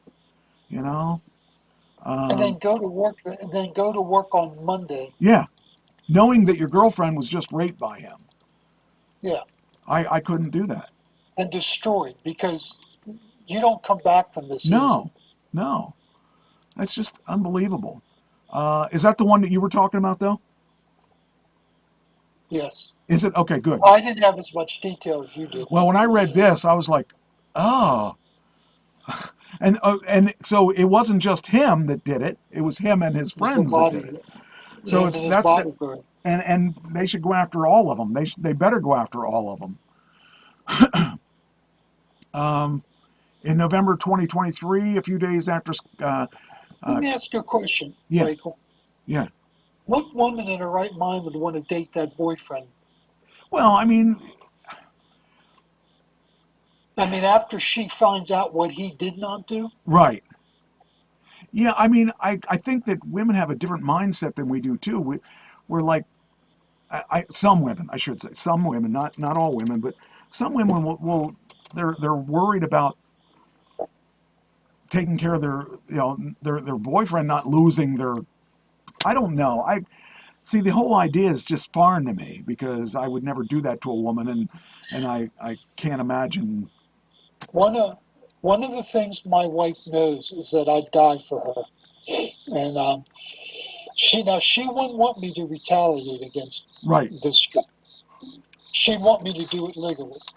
She wouldn't want me to go to jail and none of that. But she knows in the back of her head that I'd do it. Yeah, and I believe you'd do it too. By the way, I believe you would. Yeah. Just looking at this, but that's a different mindset. Oh, okay. Christine says the boyfriend probably already had trauma bond with the woman who is getting abused by him anyway. Maybe. I mean, she might have. I mean, he may have been in on it to a certain degree too. I don't think so, but there is a possibility. And, I can't, it doesn't sit because I don't understand. I have been involved in BDSM, but it was consensual, when I've done things like, but I've never done anything to the extreme of that. Everything that I have ever done, the woman has, we discussed it beforehand, what was off limits, what was on limits. So it wasn't, a lot of it was just play for when I got involved in this stuff. But I haven't done this stuff in, a long time. But when I see this, I'm like, how could you do this to somebody, to another person, And I don't know. Consensual sex is one thing. Yeah. What happened here is another. Yeah, but there's, then I read, here's some more things. It says here, the latest in the lawsuit is that he was sexually abusing at least 7 others since Ventura. And it said here, Combs settled with Ventura with an undisclosed sum within 24 hours, but her 35-page complaint became the roadmap for the mogul's crime prosecution and inspired others to file claims as well. On Thanksgiving, the day New York Adult Survivors Act was set to expire, two more women sued with similarly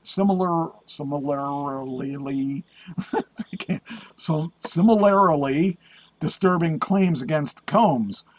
Joy Dickerson Neal alleged that Combs drugged and sexually assaulted her when she was at Syracuse University student in 1991. In a claim similar to Graves' complaint, the alleged Combs filmed the incident and showed the video to others.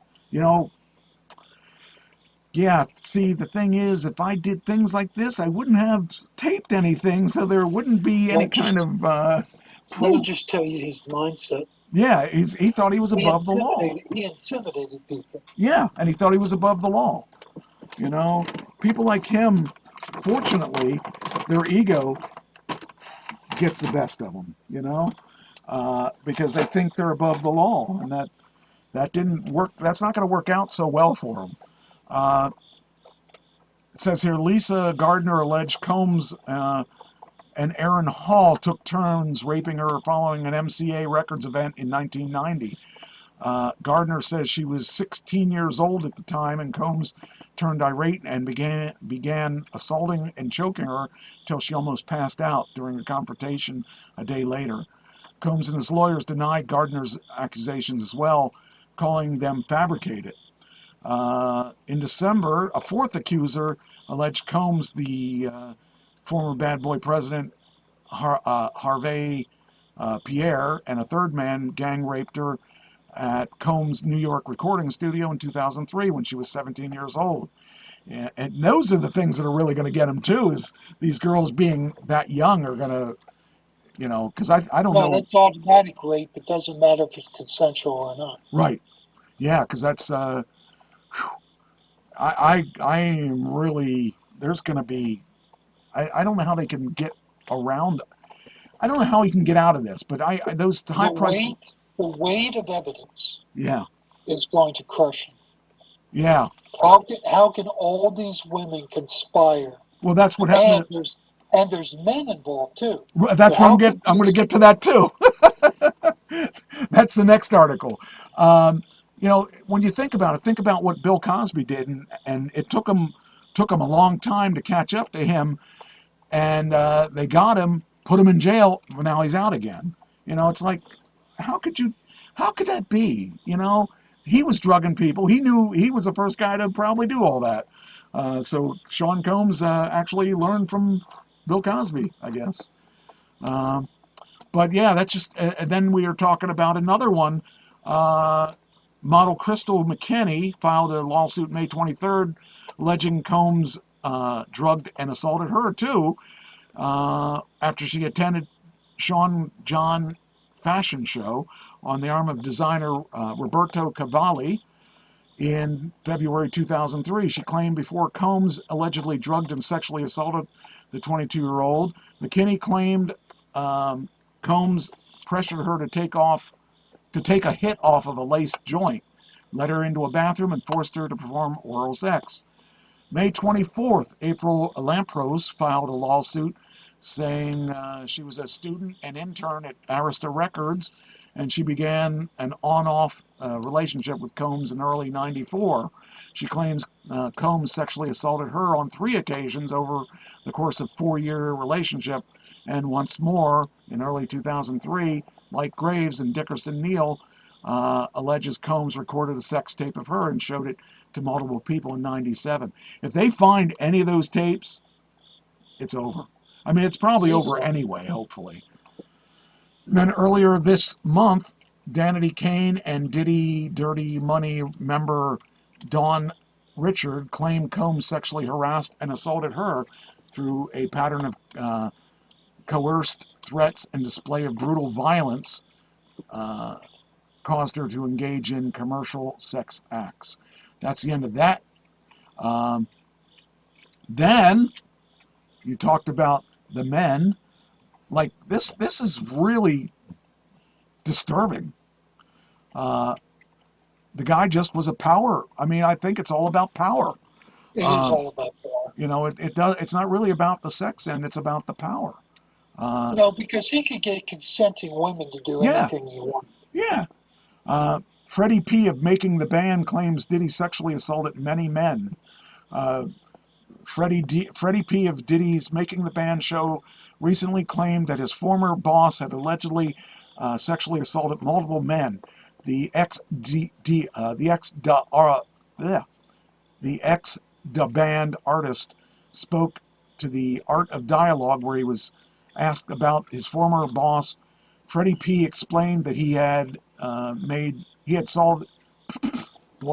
Freddie P. explained that he saw the allegations up close, saying he's literally assaulting men. The rapper later insisted that it was a surprise to me that Sean Combs got indicted, but started that it was long overdue. It may be common nowadays, but for a man to walk up and slap your ass and say, "Let me get your number and come to my hotel room," that isn't normal. And I never heard no stuff like that in my lifetime, for no man to approach you like that, Freddie continued. And he's done it several times. I could imagine Puffy approaches these guys going through financial situations. When things ain't hot no more, you fall back on people like him. He preys on you. He said he's like a lot of rappers out there that have secrets because they fell into these situations with Puffy. And I know this personally. So I guess he's saying that it happened to him. So, yeah, I just can't even imagine. But again, it's not about the sex. It's about the power. No, it's not about the sex. It's about power. He's a rapist. Rapist. Well, I think he's in the right place now. And I hope he stays there. And I don't care if he's on suicide. He'll have power in the prison and no one will touch him. Or the opposite. You know, there will be people that probably hear about this stuff and, you know, either way, I would think that if he, well, hopefully when he gets a guilty plea, he will be dead. I could see that. And I could see it. Either by his own means or by somebody else's means. Well, that's why he's on a suicide watch. And I don't personally care if he commits suicide. More power to him. It's one less person we have to pay for being in jail. You know, I don't have a problem with people that kill themselves for stuff like this, because they're not going to be ever a part of society that, you know, that we want around anyway. He's a burden on society. He has always been a burden on society, and people just didn't recognize that. But now that we know he's a burden on society, let's just do. I wouldn't have a problem with the suicide with a death penalty and something like this. Someone that has no conscience. You know the other sad thing? What's that? A lot of white people have a stereotype of rappers. Yes. And people live up to it. Yeah. But not everybody's like this guy. Oh, I know that. But this is just another painting with a broad brush. Every hip hop artist out there. But every black hip hop artist now is suffering because of what this guy did. And the thing is, they really need to make an example out of him, because he did do this stuff. So if we let him go, that would be the wrong thing to do. So I don't know. I just think that it's time for someone to pay for this, because time for justice. Yeah. I mean, if he did this to all these people, there's a lot of people that are suffering because of him. People that do the right thing, people that do. You're allowed to have your art. You're allowed to talk about anything, and I don't always agree with what the topics of the music is, and I'm sure I've written things that people wouldn't like because of what the topic is. But, you know, the thing is, that's art. But the thing is, when you bring art to life like this is really bad. I can't imagine what makes him any different from a terrorist, other than because he truly, man, I just can't imagine doing this to anybody, let alone the many people. He invokes terror in these women. That's why these women wouldn't go right away and turn him into the police. Right. Because they're scared of him. Oh, sure. Yeah. And because he's got all this money, they figure, well, he's never going to get put away. I never thought we'd see Bill Cosby put away, but he was put away for a couple years. I never thought I'd see that, and this guy's a lot more dangerous than Bill Cosby, I think, because he's talking like violent acts. Not that Bill Cosby's was less violent, but, well, it was less violent. I mean, these people weren't beat up. Cosby wasn't violent. He was just... He's a jerk. He's a deviant. But he's a deviant. Yeah, I mean, but these girls, it sounds horrible. And I'm assuming that he did the same thing with the men, because that's just really bad. I don't know. I guess, that's the last article I have of him, because I didn't want to spend that much time on him, but I did anyway. The guy I really, really just cannot respect him. And I never really cared for. I kind of thought maybe he was an okay rapper after a while because we hadn't heard too many bad things. Then I saw where he beat that girl up so bad. It's like, wow, I just I can't find a. There's no good reason to allow. I mean, I feel for that girl. I hope she got a good settlement. So, or maybe she's one of these girls. So, I don't know. The son of the the son of the Trump assassination plot was just arrested. Did you hear about that? Child pornography. Yes. Man, what is with these child porn people? Like, at least get adults here. If you're gonna have porn, look at adults. Don't look at child porn. I mean, if you got to do something bad, it's just have adults. And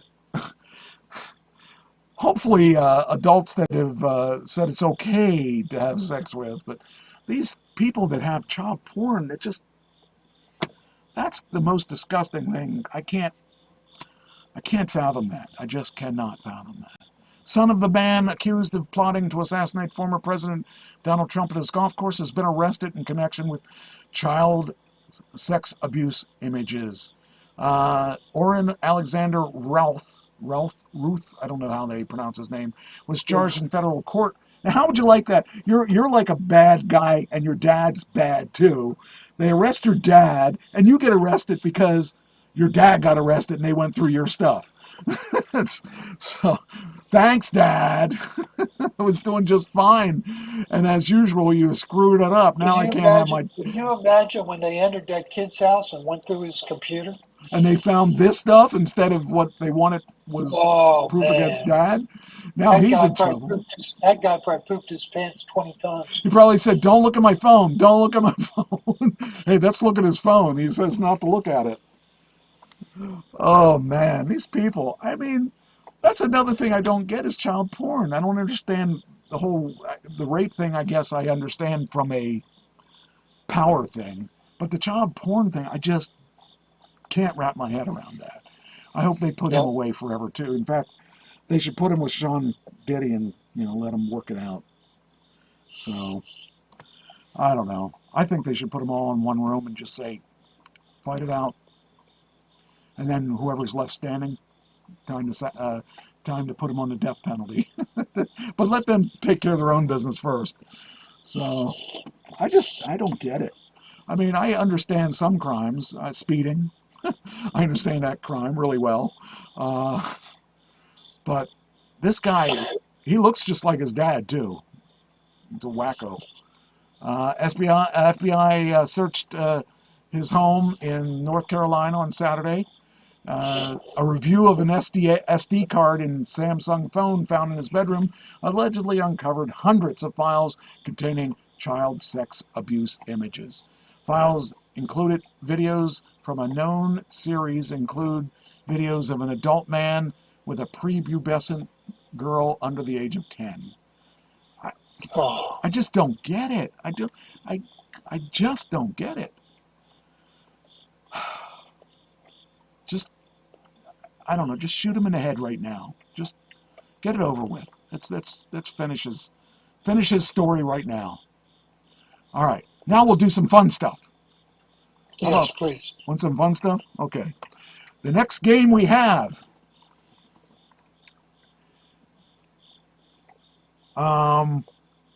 It's the age gap game. I guess I'll call it the age gap game. I don't. What we're going to do is I'm going to name the celebrity and his girlfriend or her girlfriend, depending. Hold on, I got to do something first. Hold on, I got to do this because he's going to leave the. Wait. Here. Need the address and times of where you are going to be. So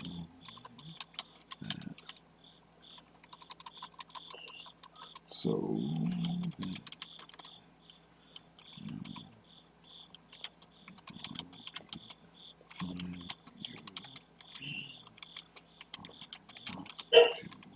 early or too late. All right, now. All right, so okay, so the first one is Mick Jagger and his girlfriend Melody Hamrick.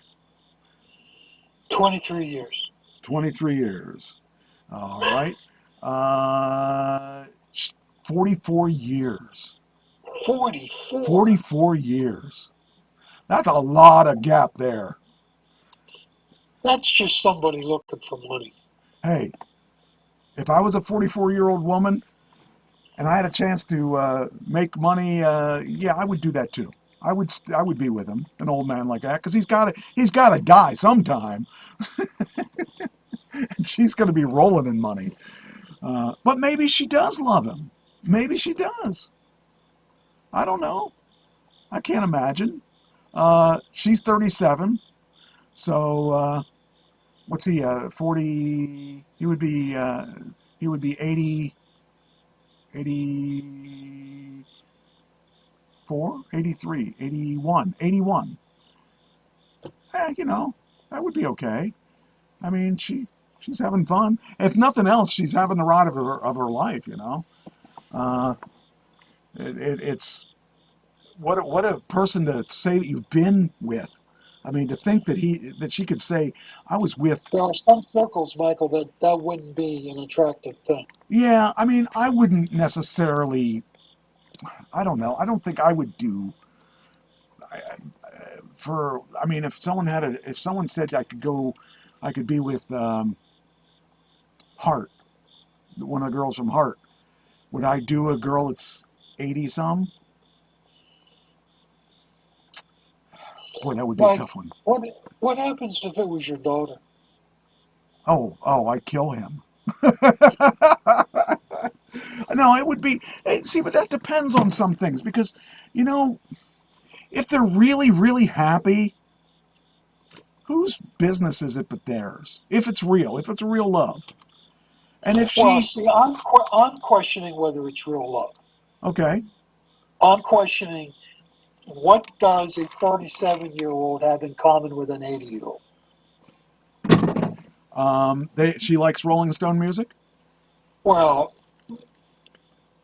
yeah, but Mick's probably sick of most of the stuff he's ever done. Oh, so. I'm sure he is, but he's probably counting all the way to the billionaire bank, you know? Yeah.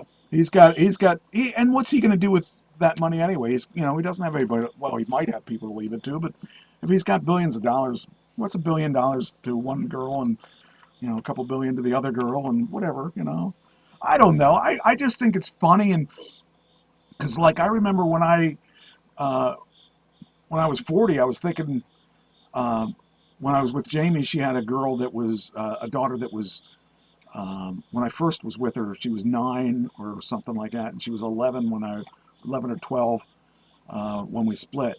And every time I think back about age differences, I think about how old would she be now, and I think, oh wow, I don't know how old she is now, but I can't think of girls that age because I keep thinking of that daughter of hers, and I can't get past that. Every time I think, oh wow, Laura would have been, would be that age or older than that, and I still wouldn't want to be with someone that age. And so that block of that girl being, for the most part, I was her stepfather because, I was the only father she had ever been with, even though I was only with Jamie for a couple of years. But that I was her first person that her first male role model, other than her grandfather. So I don't know. So let's just say something happened to Patty. Okay. And my daughters encourage me to get involved with somebody else. Right. Right. You don't want me to be alone. Right. And I show up with a 25-year-old. Right. How's that going to go over? Yeah, I would imagine it probably wouldn't go over well. But the thing is, Because they never trust the 25. Yes, that's correct. They probably wouldn't. But I can guarantee you that girl wouldn't be in it for the money because I'm a poor pastor. Yeah, so well, that's there's true. no money to be had. But I mean, just what's wrong with that 25-year-old? What's wrong with it? Right. And the other thing is, the Bible tells you to revel in the wife of your youth. The Bible wants you to grow old with someone. Right. And one of the things that Patty and I have, when we fight and argue and we wonder why we married each other, the bottom line is, first of all, God doesn't believe in divorce. But the second thing is that we have history. Right. Why would we want to start over? Right. I don't know. I just don't understand this. I have a hard time understanding the starting over routine. But if Patty were to die and you were left alone, I'd be looking in the 60s and 70s. Right, you would. But what if someone hit you up and you didn't think of age, you just thought of the person? I mean, I don't know how I would do. You got to keep in mind, my first wife was 14 years older than me. So age... Well, 14 is not a big thing. Patty and I are 9. 14's not it. We're talking 40 years here. 40 would be very... I couldn't... I don't know. There would have to be circumstances that would bring that to light, and I don't know what they would be, because I can't imagine that kind of situation happening. But I never say no, but I still would have a certain amount of, I don't know. I just don't know. I don't see that because I don't think I would have been with someone that was 25 when I was 40, which could have happened theoretically. I don't know. As we get older, though, the age thing really doesn't matter quite as much.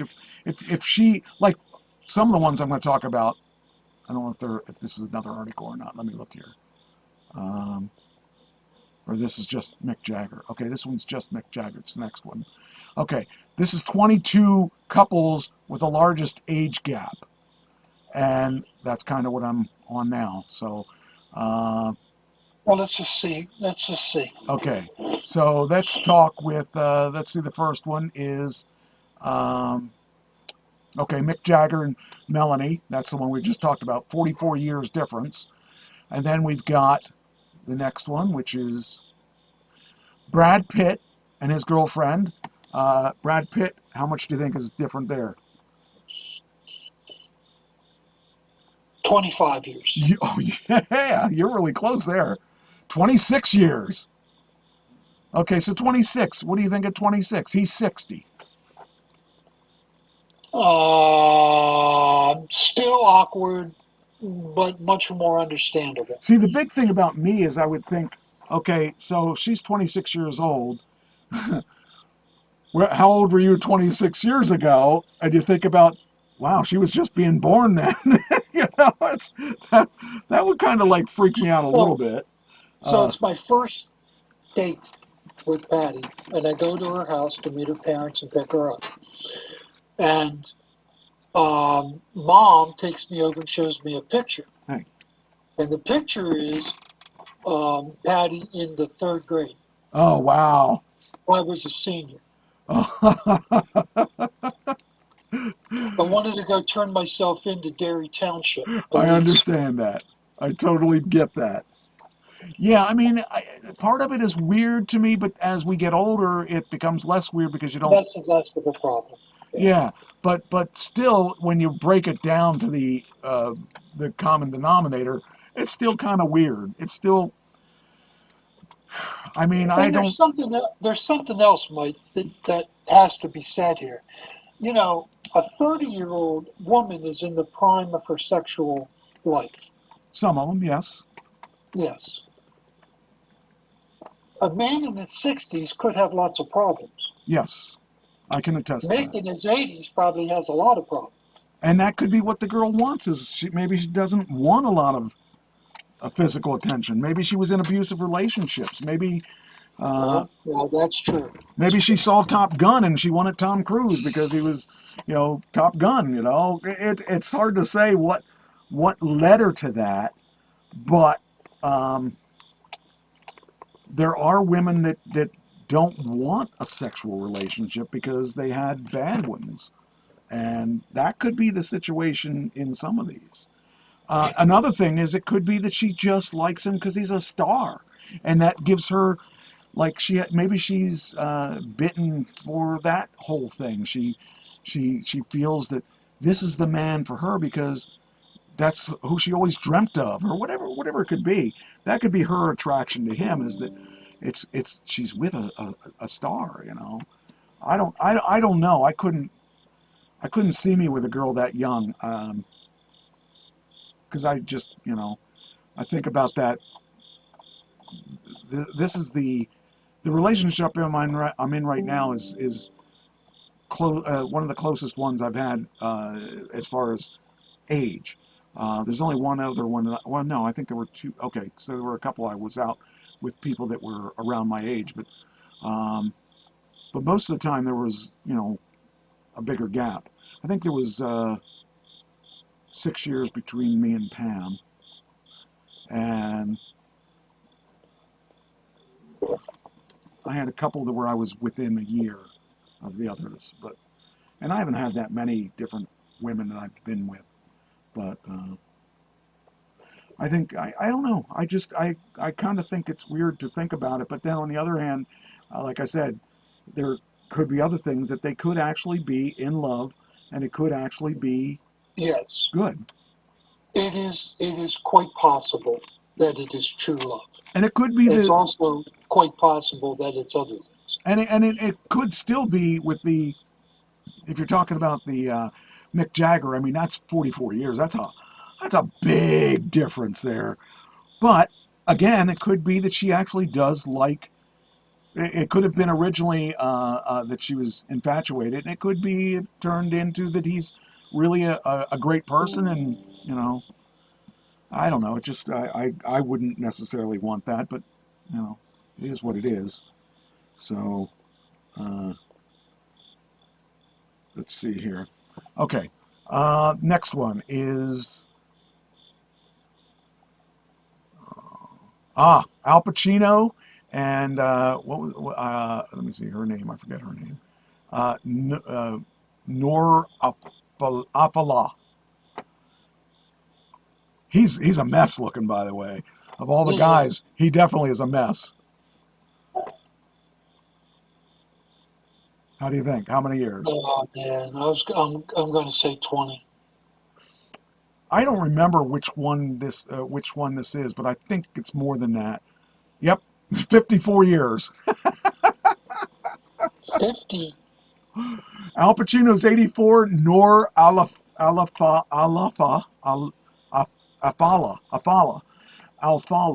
is 29, and they welcomed a son on summer of 2023. Al Pacino had a kid at 83. Okay. Now we were talking about where I might have been disturbed. That one I think disturbs me a little bit. 84 and 50 and 29 is that one disturbs me a little bit. And it's not like she couldn't find someone else. I mean, See, I just think there's something sick about these relationships. Well, you figure he could be the great-great-grandfather of her. So yeah, that one I would say is a bit too. Yeah, that one's maybe a bit too much, because I mean, that means when she was 20 or when she was born. He's in his 50s or 60s. 60s maybe. Well, yeah, well, probably 60s, almost 60s. He was pretty close to his 60s. That one's a little bit. That one I think I would probably have drawn the line. That one's probably the longest one. 54 years is a big, big difference. The next one is Cher and her boy toy. Well, Cher is notorious for this. Yes, that's not a big surprise. She likes her boy toys. I don't know the Gap, but it's no surprise to me. I don't think it's as bad as the last one. She's got to be like 79. She's got to be up there, yeah. I'm guessing. I did see it earlier, but I don't remember. 40 years difference. Sharon Alexander Edwards, 78. She was 78, and he is 37. He's a music executive. I mean, she still looks good, though. She's all plastic, Mike. Yeah. She's got a weird relationship, though, with because when she was with Sonny, she was like 15. Right. And he was like in his 30s. So it's always been screwed up. Yeah, she's never seen, I don't think she's ever been with someone around her age. Probably Greg Allman. Oh, yeah, maybe. Well, he was, he would be... He'd be in her age range. Now, he would be about the same. Yeah, he would be about the same age. Yeah. He's dead, right? Or is he alive? Oh no, he died. No, Greg's alive. How She left him because of drugs. old is Greg Allman? Let's find out how old. 69. Yeah, they're right around the same. Well, he was younger than her. Oh, wow. He was younger. I thought he was older than that. She likes him young, Mike. I guess she likes. Yeah, but that's not too bad. That's not as bad as this one. Oh man, that's crazy. Yeah, she likes 40 years difference. Whew. So he would have been. Oh yeah. So he would have been 9 years different. Okay, next one. Oh, Captain Luke Picard and his woman. Yeah. Sonny Ozell. They look about 25 years apart. 38. 38. 38, Okay. nearly 40. They married in 2013 despite their nearly 40-year age difference between the two. The couple seem happy and have a good sense of humor. You better have a good sense of humor. As you're feeding him his baby... His babbling. And changing his diapers. Jeez. Oh, here's one. How about Nicolas Cage and Riko Shibata? He got himself a Japanese girl. I can't tell her age. She is 38 years or 31 years different. 31. She's 21 or she's 29. He's 30 or no, he's 60. He's 60. The couple met the year prior in Japan, where Shibata lived, and Cage proposed over FaceTime and FedExed her a ring. There you go.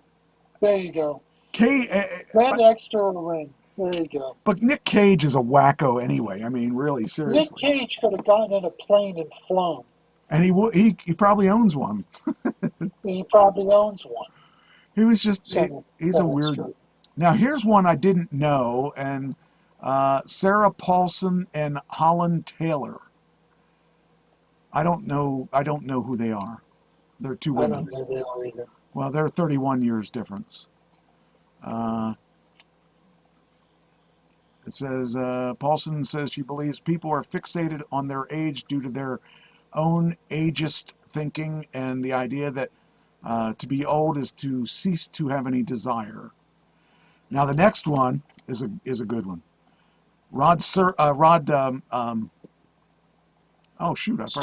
Stewart, yeah, and Penny Lancaster.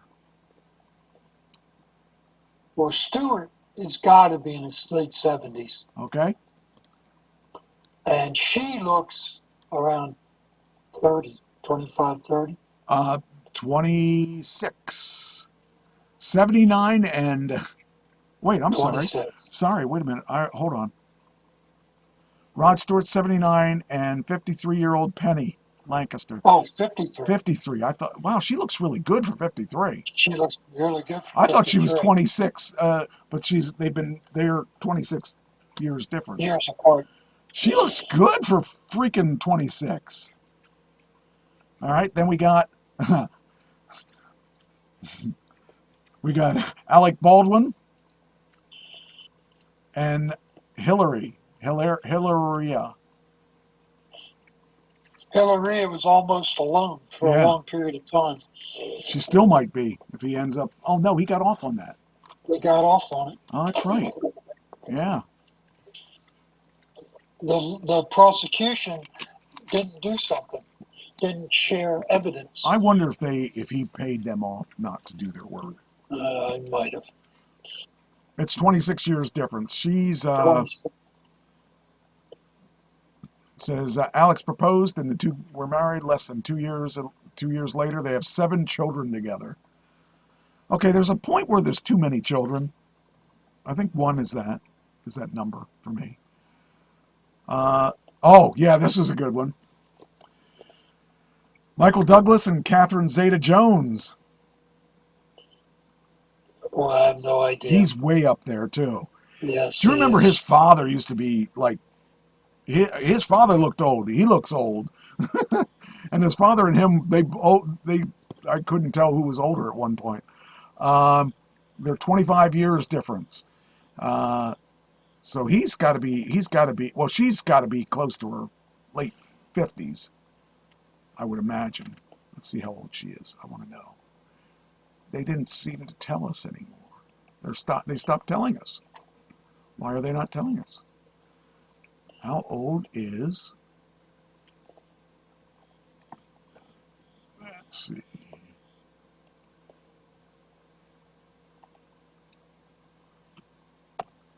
She is 55. She's looking good for 55. Not bad. And that makes him 55, 65, 75, 80. So he's 80. Jeez. How about, who are these? Corey Gamble and Kris Jenner. Who cares? They're 25 years difference. So Corey's 43 and Kris Jenner is 68. Now Kris Jenner is, oh yeah, that's Caitlyn's wife. Caitlyn.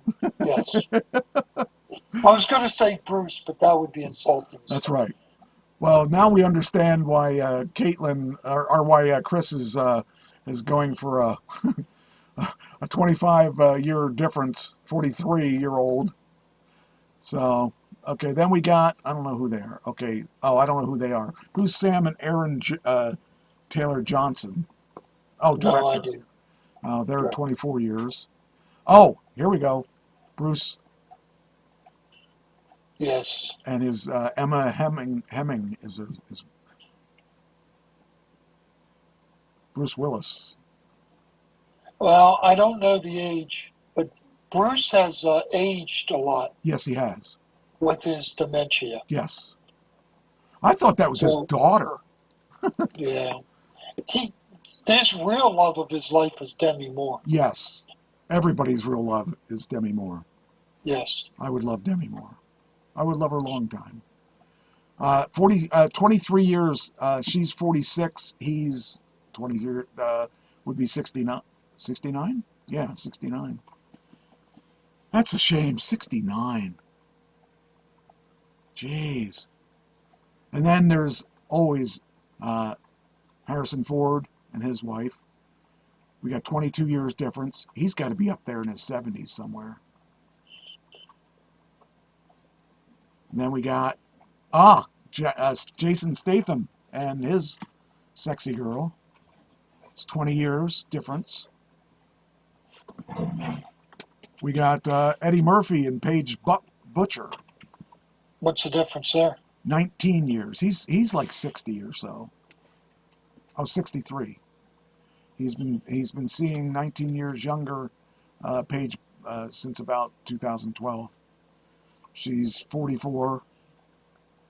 They have 2 children together. Izzy. Why does it say 2 children together? Oh, Izzy Ona and Max Charles. He's trying to make a comeback, I think, in movies. Ah, yes. Then there's Simon Cowell. Yeah, Simon and whoever she Laura is. Silverman. There's Simon Cowell, 64. Laura is 46. 18 years difference. Then we got, Cooney. George Cooney and Amal Cooney. This isn't as drastic as the other ones.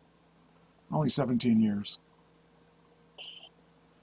Then we got, Heidi Klum and her boy toy. There's 17 years difference. Heidi. Yeah, Heidi Klum. She's 51. She's held together pretty good. Yes, she does. I see her on America's Got Talent. She annoys me, but she's good enough looking that I can tolerate her. Then there's always Jerry Seinfeld and his girl, 17 years difference. And I don't know who she is. Alexandro Daddario, producer, and who's she? And Andrew Form. Alexandra Daddario and Andrew Form is 17 years. And Jay-Z and Beyonce, 12 years difference. And that's it. I just thought it was interesting, the age gap of some of these, especially, Jagger and a couple of the other ones. Well, if Heidi and a few other girls keep going to get plastic, they could look good for a long time. Yeah. The problem is that their faces don't move. I mean, Heidi still moves. So. Well, Heidi's a natural beauty. Yeah, she is. I got two more in the entertainment stuff, and then we're through with entertainment. Jennifer Lopez and Ben Affleck's house went into escrow.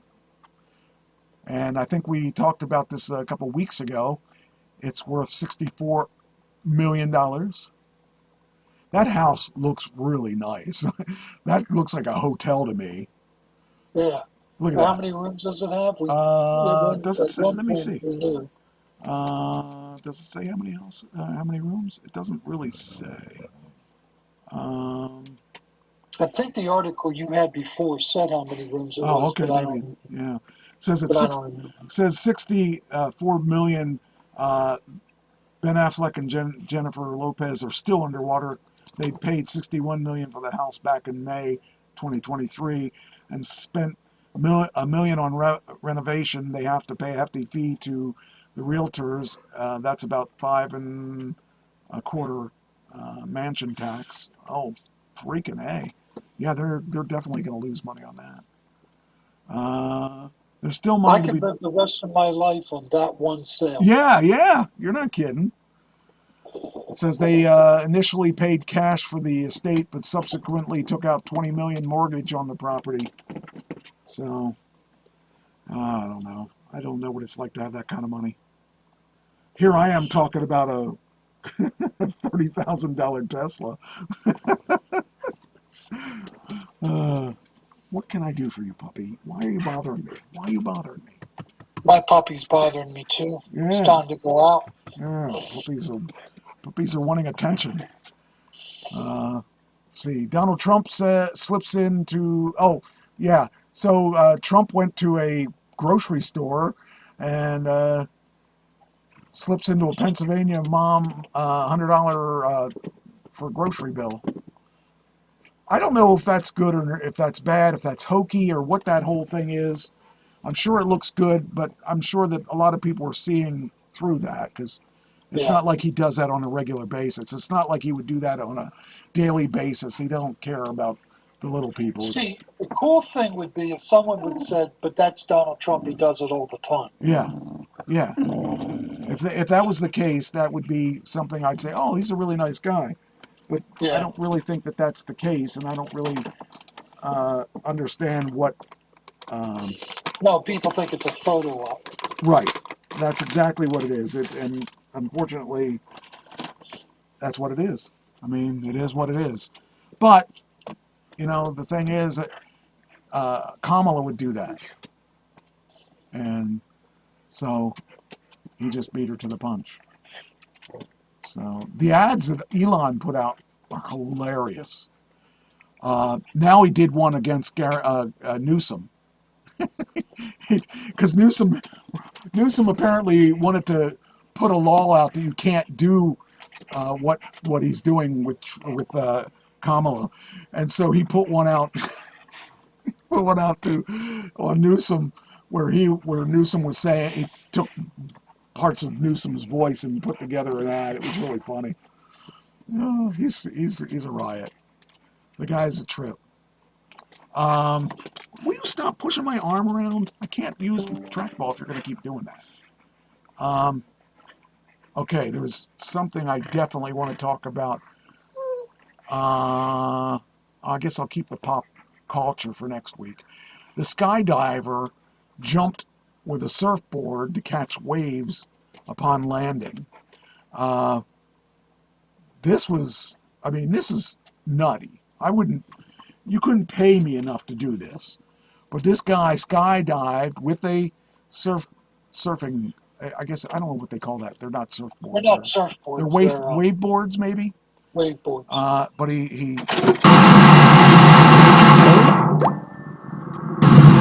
I blame the dogs for this.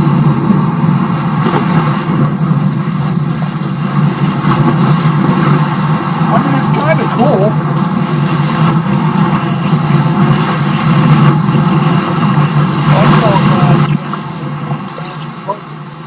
Carpet the whole way down. What's that? I saw a guy jump the other day with a carpet on the Jeez. computer. He glided down on a carpet. I know a lot of people think of me. They do it because it can be done. Yeah, I know a lot of people think of me as a thrill seeker and that I would do things like this, but Christine says I love my old rocker boyfriend. There you go. Loves you just the way you are. Yep, me and Billy Joel. But I just think this stuff is really insane to do this. I mean, more power to them, but I don't know. Something about jumping out of a fully working airplane, that's bad enough. But to jump onto a giant wave after you jumped out, it's like, where am I going to die? Let me think. Am I going to die in the air or am I going to drown? Hey, we just took, I'm not going to do anything like that. People laugh at me because I do this dangerous thing called self-driving, full self-driving. They say, you're crazy. I'm not. No, crazy is jumping out of a fully working airplane into an ocean that's wanting to kill you, So going from one thing that wants to kill you to another thing. So that is stupid. What would have been really cool is if Shark would have come up right at that moment and bit him. Then he could say, look what else I did. I avoided a shark. Oh, Yeah. man. Let's see here. What time we got? Okay, we got a little time yet. This one is okay. So we've talked about parents leaving kids in a hot car and how stupid it is. Okay, and the last person you would think to do this, well, first off, arrest made after a child was found unresponsive in a Bradenton Walmart. How many times is it going to happen? How stupid can you be that we're still seeing this happen? 2-year-old was left in a car, in a hot car in the afternoon. The child's mother and stepfather were charged with aggravated child abuse after surveillance video showed the child left in the car by themselves in a hot car for 30 minutes. I mean, a 2-year-old, really. I just cannot understand. You can't fix stupid, Mike. Yeah, but how many times are we going to revisit this? I mean, It's not going to happen to me.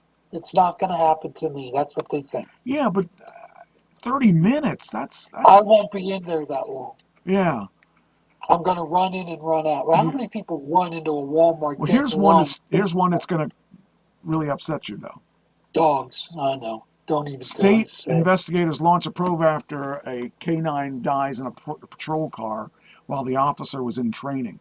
What is with Well, these no, people? that's really sick.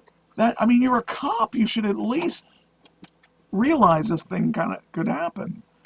I just don't understand. I don't understand people. Why they would do that. It doesn't make any sense at all. If he was the first person that ever happened to, okay, you had no warning. But and then in New York, no, where was it? I think it was. Wait a minute, hold on here. Forget where it was. Man dies after being hit by an e-scooter rider. And this has video, and this is weird. But the guy was like there's the woman, and the guy walks out, and he gets pummeled by this. Oh, wait a minute. Yeah, there he is. Gets hit.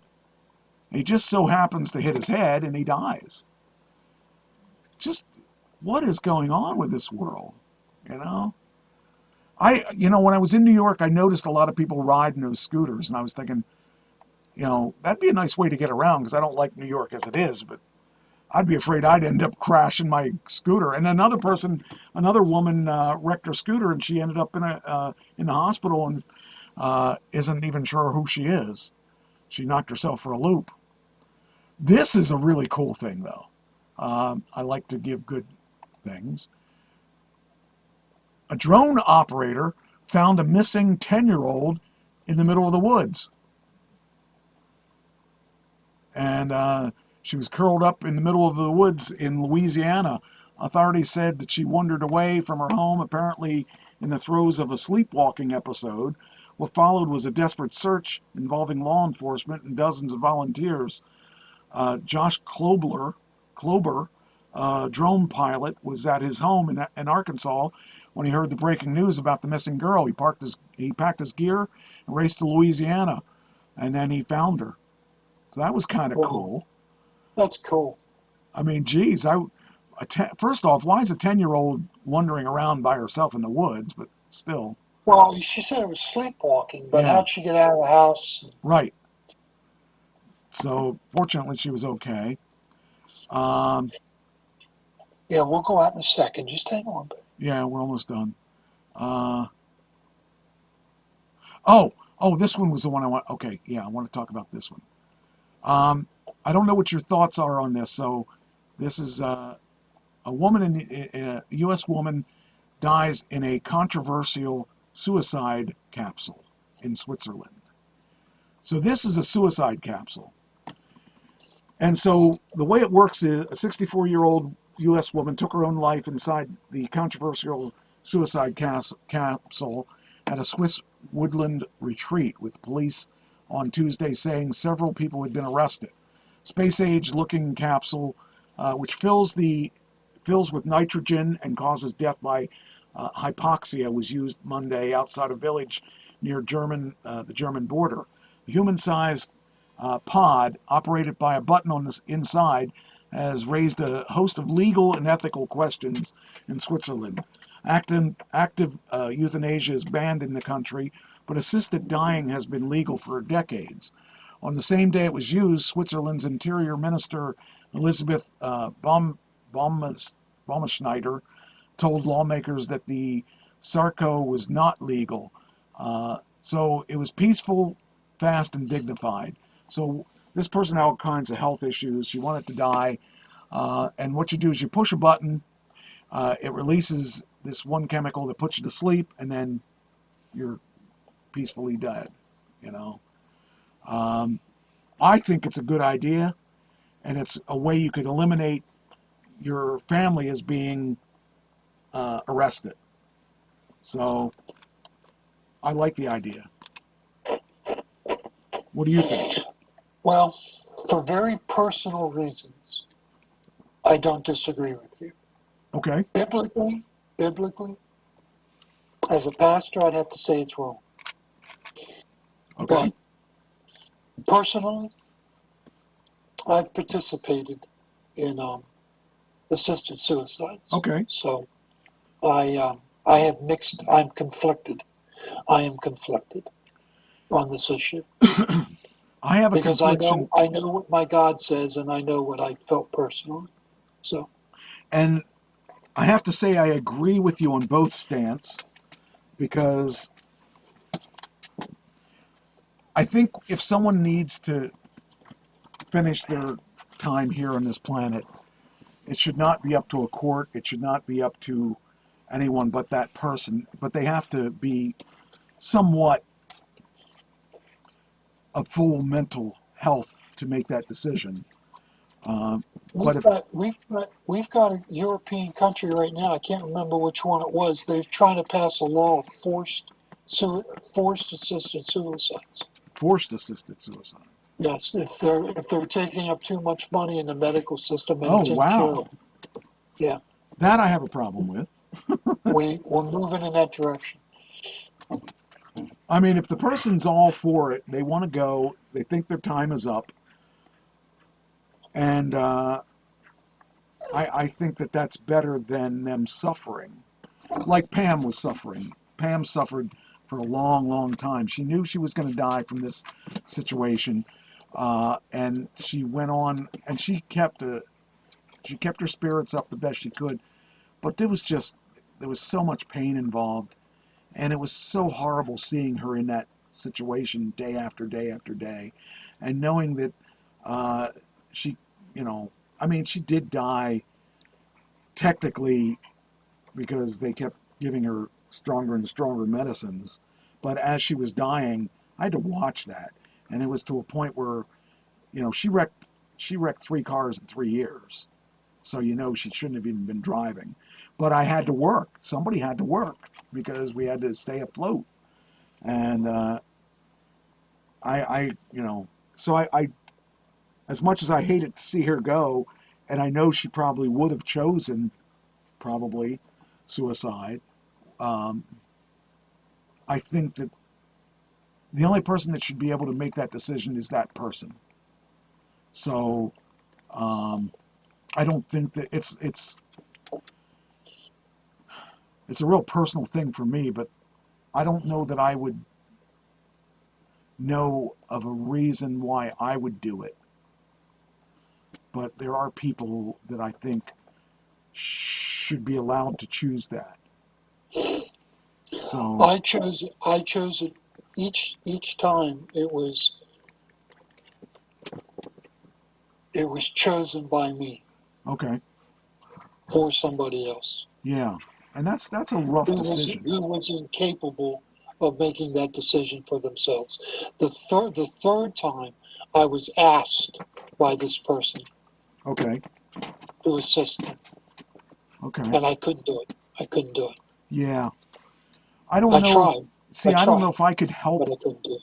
I don't know if I could help someone do it. I guess it would depend on the circumstances. It would be really difficult to make that. It's because if you care for someone so much, it's hard to let go. It's really a difficult thing, and I don't know if I had to. I can't think of a situation right now where I would make that decision for myself. But there are things that I would imagine would make me make that decision. But I can't think of a reason, because I think that life is very precious, and I would have a difficult. My family knows very well what my wishes are, and if I am out of it and don't know what's going on and it's terminal, Yes, and there's a decision to be made, yes. I want to go home to be with my Lord. That would be probably the same way I think that would be the way I would feel as well. But I don't know. Until it happens to me, I can't say for certain that that's what I would do. Because, as much as I believe that I would be okay if I was dying, I also have that little piece of me that says, I don't want to die. There's always... There's also a little part of me that would like to go out with as much dignity, Yes, trusting my Lord, yes. as I could do. But when it reaches the point where I am incapacitated, Yeah. let me go home. Yeah. I think that's a good way of putting it. Yeah. It would be, yeah. Yeah, it's one of those things that I just, but I feel that someone that really needs the thing that in a situation like Pam was in, I believe that we should be respectful of their desire to stop the pain. Because if you're in pain every day, and they kept giving her trouble getting her meds and all kinds of things, it just was just horrible. I understand, Michael. Yeah. As if I was preaching it without the personal experience, I'd say that God has a timetable where He appoints a day to die, and we don't have the right to mess with that. Yeah. But you add in personal experience, and I have a different opinion. Yeah. Yeah. All right. Well, I got to find something. Because you gotta live.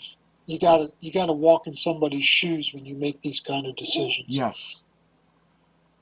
I want to end on something good. Let me see if I have something. Yeah. Oh, I got something good for you. Good. I don't know if I have. Zuckerberg is now worth over $200 million. What is?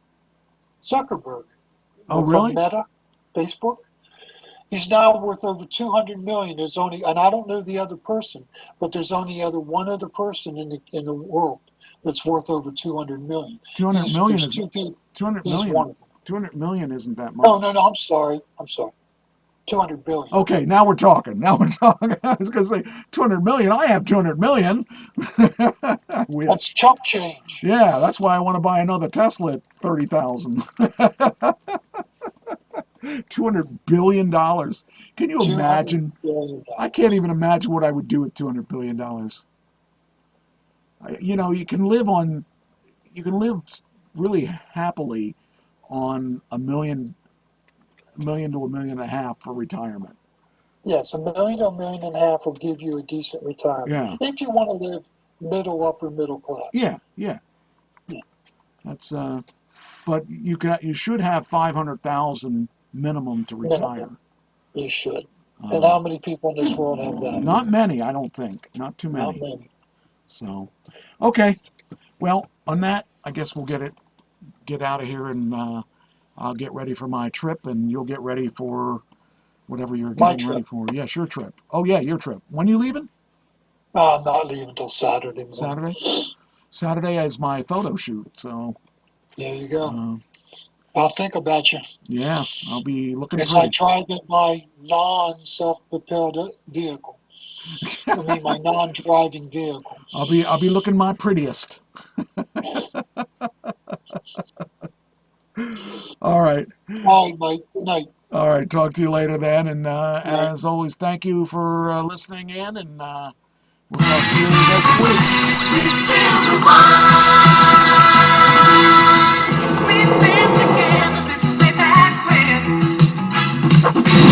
She's gonna be a winner, yeah.